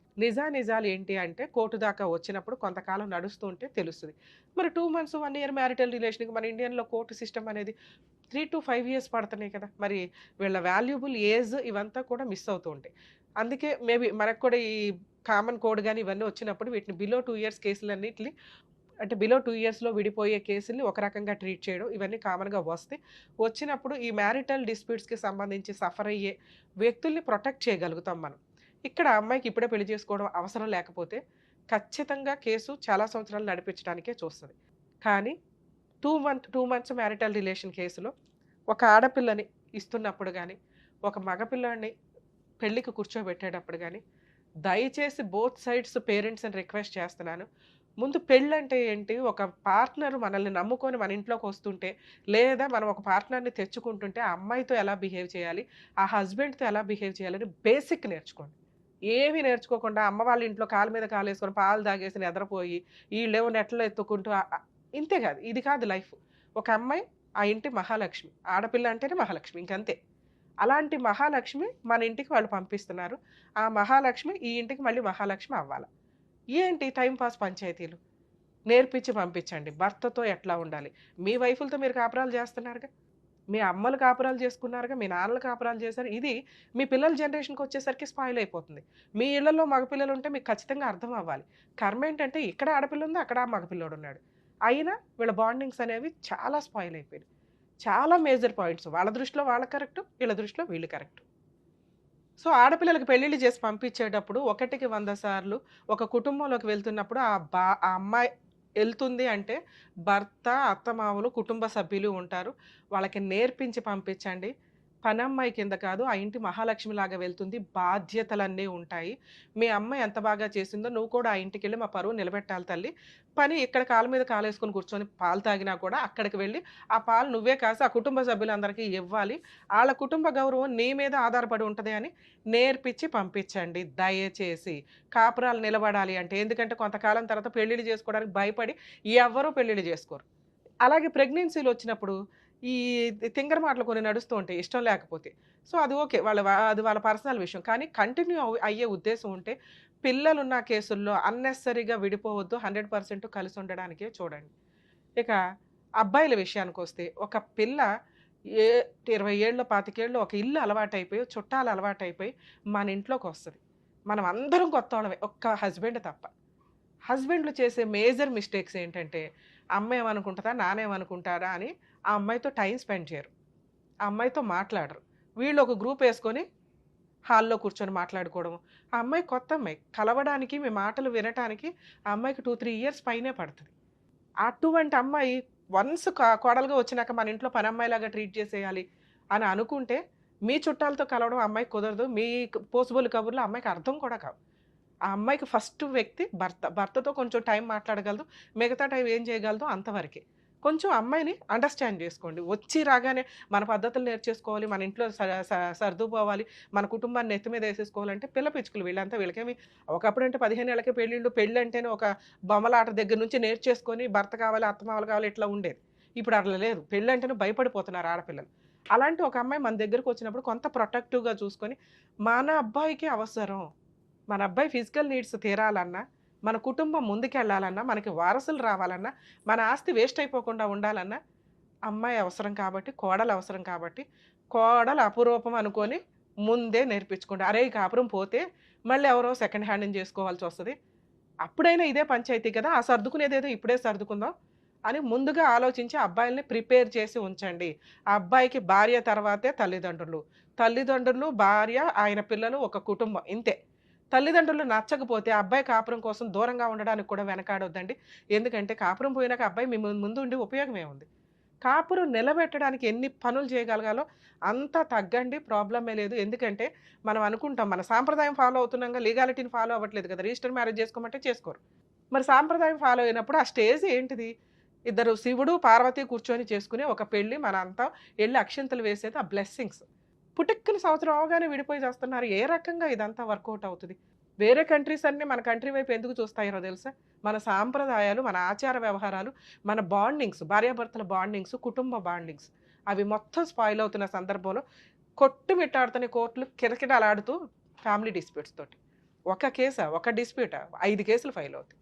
ఇక్కడ ఈళ్ళు బాధపడుతున్నది, భయపడుతున్నది ఏంటంటే స్పాయిల్ అయిపోయింది. ఏమీ చేయలేము. ఎందుకంటే పోలీస్ స్టేషన్ దాకా వచ్చినప్పుడు సుప్రీంకోర్టు గైడ్‌లైన్స్ కౌన్సెలింగ్‌లు ఇమ్మని. ఆ కౌన్సెలింగ్‌ల్లోనే ఇక్కడ అర్థమైపోతుంది ఆ అమ్మాయికి డే 1 నుండి ఇష్టం లేదు. దయచేసి కనుక్కోండి. ఈ రోజున ఆడపిల్లలు బయటికి చెప్పట్లేదు. వాళ్ళకో ఫ్రెండ్స్ ఉంటారు. వాళ్ళకో పర్సనల్ లైఫ్ ఉంటది. వాళ్ళకి ఇష్టం లేకపోతే ఇష్టం లేదు అంతే. ఆ అమ్మాయిని తీసుకొచ్చి బలవంతంగా అన్నీ నేర్పించి పంపించిన అమ్మాయే సరిగ్గా కాపురం చేయదు. ఇట్లా బలవంతంగా మీ సొసైటీ కోసమో, గుడ్‌విల్ కోసమో లేకపోతే అవతల వాళ్ళ కుటుంబం బావుంది, ఫైనాన్షియల్‌గా సెట్ అయ్యారని చెప్పి బలవంతంగా పంపిస్తే ఇలాగే ఏడుస్తాయి. ఎవరి లైఫ్ ఇక్కడ స్పాయిల్ అయినట్టు? మీ అమ్మాయికి ఇష్టం లేదు హ్యాపీ. కానీ ఒక అబ్బాయి లైఫ్ స్పాయిల్ అయిపోయిందిగా. సొసైటీలో ఎలా చెప్పుకోగలుగుతాడు? ప్రెగ్నెన్సీ వచ్చింది. 2 మంత్స్‌కే భార్య వెళ్ళిపోయా అయినా బతులాడి తెచ్చుకున్నాడు. ఏం చెప్పుకుంటాడు? ఏం తప్పు ఉంది ఇక్కడ? లేకపోతే కామన్‌గా వేసే డైలాగులు ఏంటో తెలుసా? అబ్బాయి సెక్స్‌కి పనికిరాడండి అని. ఇక్కడ అది కూడా ప్రూవ్ చేసుకున్నారు. అయినా విడిపోయిన కాపురం. ఇప్పుడు పెద్దగా అయిపోయింది విషయం. యాక్చువల్‌గా ఇట్లాంటి కేసులు కలపడానికి ఎక్కువ ఛాన్స్ ఉంటే ట్రై చేయాలి మనం. కానీ ఇక్కడ ప్రొటెక్ట్ చేయాల్సింది ముందు త్వరగా వదిలించుకోండి. కోర్టుల చుట్టూ తిరగకుండా. 3 ఆప్షన్స్‌లో ఒక ఆప్షన్ ఎగిరిపోయింది. ఎట్టి పరిస్థితుల్లో వీళ్ళు కలవడం కుదరదు. ఇక 2 ఆప్షన్స్‌లో ఫైనాన్షియల్ సెటిల్‌మెంట్లు. ఇప్పుడు తను ఒక మాట అన్నాడు. మేడం మేమెందుకు ఇవ్వాలి? మా దగ్గరే బోలెడంత డబ్బు తీసుకున్నారు. మేమే తప్పు చేయలేదు. కోర్టుల చుట్టూ మమ్మల్ని తిప్పి మా లైఫ్‌ని స్పాయిల్ చేయడానికి. యాక్చువల్‌గా పాపం ఆడపడుచుకి సంబంధమే లేదు. ఆడపడుచు వాళ్ళ ఆయన, పక్కింటోళ్ళు, ఎదురింటోళ్ళు ఎవరైనా పేరెంట్ మాట్లాడితే ఆళ్ళకి కూడా పెడుతున్నారు. అయినా పోలీసులు తీసుకోవట్లేదండి. కొంచెం జ్ఞానంగానే ఆలోచిస్తున్నారు. సుప్రీంకోర్టు ఊరుకోవట్లేదు ఎవరిని. ఒకవేళ అలాంటి ఎవరి పేర్లైనా పెడితే హైకోర్టు క్వాష్ పిటిషన్ వేసుకోండి. వాళ్ళ పేర్లు తీసేస్తారు. ఆ అబ్బాయి అమ్మ, నాన్న తప్ప మిగతా వాళ్ళ మీద కేసులు పెద్దగా ఎంటర్‌టైన్ అవ్వవు. ఎప్పుడు ఎంటర్‌టైన్ అవుతాయి అంటే ఒకే షెల్టర్‌లో వాళ్ళు ఉంటే కొంత ప్రూవ్ చేసుకోండి అంటారు. కానీ హస్బెండ్‌ని వదిలేసి మిగతా వాళ్ళందరికీ డిస్పెన్స్ చేస్తారండి. హైకోర్టులో క్వాష్ పిటిషన్ వేసుకుంటే రెగ్యులర్‌గా కోర్టుకి వెళ్ళకుండా. అంటే ఒక 50 సార్లు కోర్టుకి వెళ్ళాల్సి వస్తే ఒక 5 సార్లు వెళ్తే చాలు. మిగతా టైం అంతా మీ ఇంట్లో కూర్చోవచ్చు. కానీ కోర్టుల చుట్టూ తిరిగితే వచ్చే న్యాయానికి మన వాల్యుబుల్ టైము, ఫైనాన్షియల్, కరెక్ట్ అడ్వకేట్లు దొరకకపోతే సినిమా ఇవన్నీ ఉంటాయి కాబట్టి కొంచెం సెటిల్మెంట్‌లకి వెళ్ళండి. మీ ఏజ్‌ని స్పాయిల్ చేసుకోవద్దనే చెప్తాం. ఇక్కడ సెటిల్మెంట్ ప్రాసెస్ కూడా మనం మాట్లాడదాం. వీళ్ళ అదృష్టమో, వీళ్ళ కర్మో అక్కడ డిపార్ట్మెంట్‌కి సంబంధించిన వ్యక్తి ఇప్పుడు ప్రెజెంట్ ఏఎస్ఐ క్యాడర్‌లో ఉన్న మాంగారు. వదిలేస్తారా? ఇదో బిజినెస్ లాగా అది ఎవరైనా గానీ అట్లాగే నడుస్తున్న పంచాయతీ. ఫైనాన్షియల్ సెటిల్మెంట్లు చెయ్యమని ఏ కోర్టు చెప్పదండి. ఈ కేసులో 100% ఆ అమ్మాయికి చిల్లిగవ్వ కూడా రాదు. 2 మంత్స్ మ్యారిటల్ రిలేషన్ కోసం ఆవిడ మెయింటెనెన్స్ కేసు వేసుకున్నా కుదరదు. ఎందుకంటే వాళ్ళు చేసిన పెద్ద మేజర్ బ్లండర్ మిస్టేక్ ఏంటంటే, ఇదిగోండి మా అమ్మాయి జాబ్ చేస్తుంది. ఇదిగోండి 12 లక్షలు పర్సనల్ లోన్ తీసుకునేంత క్యాడర్‌లో ఆ అమ్మాయి ఉన్నప్పుడు ఆ అమ్మాయికి మెయింటెనెన్స్ రాదు. లోన్ అప్లై చేసేసి తీసేసుకున్నాం. ఇప్పుడు జాబ్ పోయిందన్నా కోర్టు కన్సిడర్ చేస్తారండి. ఎట్టి పరిస్థితుల్లో అమ్మాయికి మెయింటెనెన్స్ రాదు. ఒక అమ్మాయి గెలిచే కేసు మీ కేసులో అదొక్కటే. అది జరిగే పని కాదు. వీళ్ళకి బుద్ధి చెప్పాలి. నాకు ఇప్పుడే అర్జెన్సీ లేదు అనుకుంటే ఆడతా పాడతా ఫైట్ చేసే కేసు. మీకేంటంటే సొసైటీలో ఉన్న అన్ని కేసులు మనయ్యేనేమో అని మరి కంగారు పడడం వల్ల వీళ్ళు ఆహ్, ఏదైతే ఆయన ఒక కార్డేసుకొని తిరుగుతున్నారో అదేదో గొప్ప అని మీ ఫీలింగ్ తప్ప పెరటి చెట్టు వైద్యానికి పనికిరాదండి. అలాగే ఆయన ఏమీ చేయలేడు ఈ కేసుల్లో. ఒక నార్మల్ ఫాదర్ అమ్మాయి తరపున వెళ్ళిన వ్యక్తికి ఉన్న రెస్పెక్ట్ కంటే వీళ్ళకి తక్కువే ఉంటది. వీళ్ళు పోలీస్ స్టేషన్‌లకో, కోర్టులకో వెళ్ళి బతులాడుకోవడానికి ఇబ్బంది పడతారు. అర్థమవుతుందా? మీకు ఆ లాజిక్ తెలియట్ల. ఫోను చేసి మా అమ్మాయికి ఏసేయండి అంటే ఒకరోజు ఎంటర్‌టైన్ చేస్తారు, రెండో రోజు ఎంటర్‌టైన్ చేస్తారు, మూడో రోజు చీప్‌గా చూస్తూ ఉంటారు. అరే! కాపురాన్ని ఏదో సెటిల్ చేసుకోలేకపోయాడు. కేసుల దాకా వస్తాయి. ఎందుకంటే కోర్ట్‌లో మీకు అది ప్లస్ పాయింట్. డిపార్ట్మెంట్ మామగారు ఏమన్నా చేసుండొచ్చు. ఆ రకంగా మీకు ప్లస్ పాయింటే, అది మైనస్ కాదు. 2 ఆ అమ్మాయి domestic violence case 498 case maintenance వేస్తే వేయొచ్చు. మెయింటెనెన్స్ గెలవదు. 498 గెలవదు. డొమెస్టిక్ వైలెన్స్ గెలవదు. ఇప్పుడు మీరు చెప్పినవి నిజాలైతే. Next divorce case. ఆ అమ్మాయి రాను అంటుంది కాబట్టి 1 ఇయర్ కంప్లీట్ అయింది. మీరు డైవర్స్ వేసుకోండి. మేడం మరి సెటిల్మెంట్ బెటర్ అన్నారు కదా మీరు. ఏ రకంగా సెటిల్మెంట్ బెటర్ మేడం? మేము న్యాయ పోరాటం చేయాలనుకుంటున్నాం. ఈ న్యాయ పోరాటం చేయడానికి మీకు మంచి లాయర్ కావాలి. దానికి కొంత ఎక్స్‌పెన్సెస్ అవుతాయి. మాకు ఇదే బెటర్ మేడం అంటే తక్కువలో తక్కువ 2, 3 ఇయర్స్‌లో మీ కేసు అయిపోతది. అర్థమవుతుందా? క్లోజ్ అవుతది. ఇలాంటి వాళ్ళకి ఇవ్వకూడదని నా ఉద్దేశం కూడా. ఎందుకంటే ఊరికే పెళ్లిళ్ళు చేసుకొని అటు ఇటు అంటే అవ్వదు కదా! నీకెంత ఖర్చయిందో వాళ్ళకంతే ఖర్చయింది. కానీ ఇక్కడ కొన్ని చిన్న చిన్న లూప్ హోల్స్ మాట్లాడుకుంటే ఆ అమ్మాయి ఫిజికల్‌గా కొంత మీతో పిల్లల్ని కనటానికి కూడా ఇదయ్యింది. అలాగే ప్రాపర్టీ గురించో, ఇంకొకటి గురించో వాళ్ళు అబద్ధాలు చెప్పినప్పుడు మీరు కూడా కొంత అడిగారు. అడగటం మీ హక్కే. పెళ్ళిళ్ళ టైంలో మీరు ఏది మాట ఇస్తారో అది పెళ్లి టైంకి చేసేయండి. ఆ విషయాల మీద గొడవలు పడి అనవసరంగా కాపురాలను నాశనం చేసుకోవద్దు. పెళ్ళప్పుడు ఏదో ఎచ్చులుగా చెప్తారు. మేము ఇది ఇస్తాం, అది ఇస్తాం, అది ఇస్తాం అని. పెళ్లి టైంకి ఇచ్చి పడేయాల. అది దాన్నే స్త్రీధనం అంటారు. ఆ పిల్ల తీసుకొని వెళ్ళటం అనేది ఆ టైంకి ఆ అమ్మాయికి ఇష్టం. అప్పుడు వదిలేసి తర్వాత ఇస్తాము అంటే ఖచ్చితంగా అవతల వాళ్ళు అరే నువ్వేం తెచ్చుకోలేదేంటి అని సరదాగా అన్నా కూడా అదొక అవమానంగా ఫీల్ అయిపోయి ఆ రోజు మీ నాన్న అన్నాడు కదా అదేదో ఇస్తాం అరెకరం పావెకరం అన్నారు తెచ్చుకోలేదు ఏంటి అంటే ఇదిగోండి అడిషనల్ డౌరీకి నన్ను హెరాస్ చేశారు. ఇవి కరెక్ట్ కాదు. ఒకసారి పెళ్లిలో మీరు మాట్లాడుకుంటున్నారంటే పెళ్లిలో ఇచ్చేయడానికే చూడండి. అబ్బాయి తరపు వాళ్ళు తల్లిదండ్రులు ఎవరైతే ఉన్నారో కొంచెం లాజిక్ ఆలోచించండి. పెళ్లి ఇంకో 10 రోజులు పోస్ట్‌పోన్ చేసుకోండి గానీ, లేదా వద్దనుకోండి. మాకేం వద్దు అమ్మాయి వస్తే చాలు. ఏదైనా కావాలి ఆళ్ళు ఇస్తాము అంటే ఆ టైంకి ఇవ్వండి. స్టార్టింగ్లో మాట్లాడిందే పర్ఫెక్ట్, తర్వాత మాట్లాడేదంటే హెరాస్మెంట్ కిందకి వెళ్తుంది. కొంచెం ఈ లాజిక్ మిస్ అవ్వకండి ఎవరు కూడా. సరే, ఇక్కడ మీరు భయపడింది ఏదైతే ఉందో మీరు 100% మీ కష్టం ఏంటో తెలియజేశారు. మీలాంటి వాళ్ళే బయట బోల్డ్ మంది ఉన్నారండి. వాళ్ళకి ఒక అవేర్‌నెస్ నిజంగా ఆ పుణ్యం అంతా మీకు యాడ్ అవుతున్నట్లే లెక్క. ఎందుకంటే ఇది నార్మల్ కేసు. మీకున్న ఫైనాన్షియల్ కెపాసిటీకి మీరు మంచి లాయర్‌ని పెట్టుకొని కూడా ఫైట్ చేయొచ్చు. కానీ జనాలకు తెలియాలి మేము ఎంత సఫర్ అవుతున్నాము, ఇలాంటి వాళ్ళు ఎంత సఫర్ అవుతున్నారని మీరు ముందుకొచ్చి మీ వాయిస్ రేస్ చేసి చెప్పినందుకు నిజంగా హ్యాట్స్ ఆఫ్. ఎందుకంటే మీ అబ్బాయి చాలా రెస్పెక్ట్ ఇస్తున్నాడు తండ్రికి, కుటుంబానికి. అలాంటి పిల్లోడిని ఎంత జాగ్రత్తగా చూసుకోవాలని సొసైటీ చూసిన వ్యక్తిగా రెస్పాన్సిబిలిటీ మీకుండాలి. తండ్రి దగ్గర కూర్చోనో లేకపోతే డిప్రెషన్‌లోనో మీకు మీ ఏరియాలో మేబీ తాగుడు కామన్‌గా అయ్యుండొచ్చు గానీ అది పండగల టైముల్లోనే. మిగతా టైము డిప్రెషన్ వచ్చినప్పుడు తాగుకుంటూ కూర్చుంటే ఆ పిల్లోడి వయసు ఎంత? అబ్బాయిని చేసుకోవాలి అంటే అబ్బాయి పర్ఫెక్ట్‌గాను, హెల్తీగాను ఉండాలి కదా! మీ ఏజ్‌కొచ్చేసినాక మీరు తాగితే పర్లేదు గానీ అతని బాధలో తట్టుకోలేని పరిస్థితులు ఎవరికి చెప్పుకోవాలో అతనికి అర్థం కావట్ల. అలాంటి సీన్ ఆ పిల్లోడికి రావద్దు. ఎందుకంటే ఈ రోజున అలాంటి పిల్లలు దొరకట్ల. అంత పద్ధతిగా పెరిగి నాన్న మమ్మల్ని కొట్టి పద్ధతిగా పెంచాడండి అనే సిట్యుయేషన్‌లో అతను పర్ఫెక్ట్‌గా పెరిగిన వ్యక్తిని. అతన్ని మిస్‌యూజ్ చేస్తే ఎట్లా మనం? ఇక లీగల్ ఇష్యూస్‌కొస్తే సార్ అతనేమీ చేయలేడు. కంగారు పడొద్దు. ఈ కేసులో సెటిల్‌మెంట్ వద్దని నేను ఎంత బాగా చెప్తున్నానో, మిమ్మల్ని ప్రొటెక్ట్ చేయడం, మీ అబ్బాయిని ప్రొటెక్ట్ చేయడం అవసరం కాబట్టి, ఒకవేళ 1 ఇయర్‌లో అయిపోయే కేసులైతే ఫైటింగ్ చేయమనే అంటాం. మనకి కామన్ కోడ్ వచ్చే వరకు ఈ తలనొప్పులు తగ్గవు. ఇతను డిప్రెషన్‌లోకి వెళ్ళిపోతాడేమో అని నా బాధ. ఎందుకంటే ఏ తప్పు చేయకుండా 3 కేసులు కోర్టుల చుట్టూ తిరగడం అంటే మామూలు విషయం కాదు. ఎందుకంటే మీ ఫ్యామిలీ మెంబర్స్ ఎవరు తిరగరు, తిరగాల్సిన అవసరం లేదు. ఇందాక నేను చెప్పాను హైకోర్టులో క్వాష్ పిటిషన్ వేసుకుంటారు. ఇతను కూడా తిరగవసరంలా. కానీ అడిగేవాళ్ళు ఒకళ్ళు ఉంటారు. ఏం జరిగిందిరా? ఏం జరిగిందిరా? కేసు ఏమైందిరా? అని. పిల్లాడు ఇంపార్టెంట్ కాబట్టి కొంచెం ఓ రూపాయి అటు ఇటుగా వాళ్ళు ఒక రీజనబుల్ ఫిగర్‌కి వచ్చారు. మీరో ఫిగర్ చెప్పండి. ఆ ఫిగర్‌కి వచ్చేదాకా ఫైట్ చేయండి. ఆ ఫిగర్‌కి వాళ్ళు వస్తే ఒక రూపాయి అటు ఇటు అనుకుని ఎందుకంటే మీరు ఫ్రెండ్‌షిప్‌లోనే ఎక్కువ పెట్టేశారు. పిల్లాడిని కాపాడుకోవడం కోసం పెట్టరా? అనవసరంగా డబ్బు తీసుకున్న వాళ్ళెవరు బాగుపడరు. దీనికి ఒక రీజనబుల్‌గా మీరు ఇష్టపూర్వకంగా ఒక ఫిగర్ అనుకోని మ్యూచువల్ డైవర్స్‌కెళ్ళిపోవడం బెటర్. లేదు రావట్లేదు మేడం వాళ్ళు ఎంత అంటున్నారో అక్కడే కూర్చుంటున్నారు. ఫైటింగే చేయండి సార్. 100% అన్ని కేసులు మీరు గెలుస్తారు. తక్కువ రీజనబుల్ ఫీజెస్ తోటి. ఆ రీజనబుల్ ఫీజెసే అవ్వకుండా చూడండి అనేది. అక్కడ ఇచ్చేదేదో ఇక్కడిస్తే పిల్లోడు సేవ్ అయిపోతాడు. మీ కేసులో నేను మాక్సిమం అనుకోవడం 5-10 వరకు కూడా రీజనబుల్ ఫిగరే అని. వాళ్ళు 50 అడిగారు, 1 CR అడిగి ఇయన్నీ నామకే వాస్తే వ్యవహారాలు గానీ, కోర్టు దగ్గర వచ్చినాక ఏమీ చేయలేమని వాళ్ళకి అర్థమవుతది. మీకెంత లీగల్ ఎక్స్‌పెన్సెస్ అవుతాయో అందులో మూడొంతులు వాళ్ళకే అవుతాయి. ఒక 498 కేసు వాళ్ళకి ఫ్రీ కేసేమో గానీ డొమెస్టిక్ వైలెన్స్, మెయింటెనెన్స్‌లు ఇవన్నీ వేయాల్సొస్తే, డైవర్స్ కేసులు ఇవి ఫైల్ చేయాల్సొస్తే ఆటోమేటిక్‌గా అవుతుంది. రీజనబుల్ కాజ్ లేకుండా ఆ అమ్మాయి ఏదో ఎవిడెన్స్‌లు రికార్డ్ చేసుకొని, రెచ్చగొట్టి మాటలన్నీ రికార్డ్ చేసినవేవి కూడా కోర్టు పెద్దగా కన్సిడర్ చేయదు. మీరు టెన్షన్ పడాల్సిన అవసరమే లేదు. కుదిరితే ఫుల్ అండ్ ఫైనల్ సెటిల్‌మెంట్ లేదా 100% ఫైట్ చేయండి. ఈజీగా గెలుస్తారు వితౌట్ మెయింటెనెన్స్. సరేనా? ఆల్ ది బెస్ట్ అండి. జాగ్రత్త.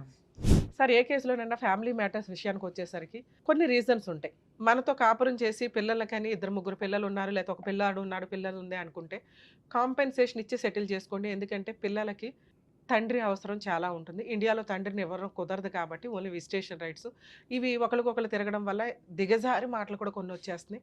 కాబట్టి వదిలేయాలనుకుంటే పిల్లలతో పాటు భార్యను వదిలేసి కొంత కాంపెన్సేషన్ అయితే ఇవ్వాలి.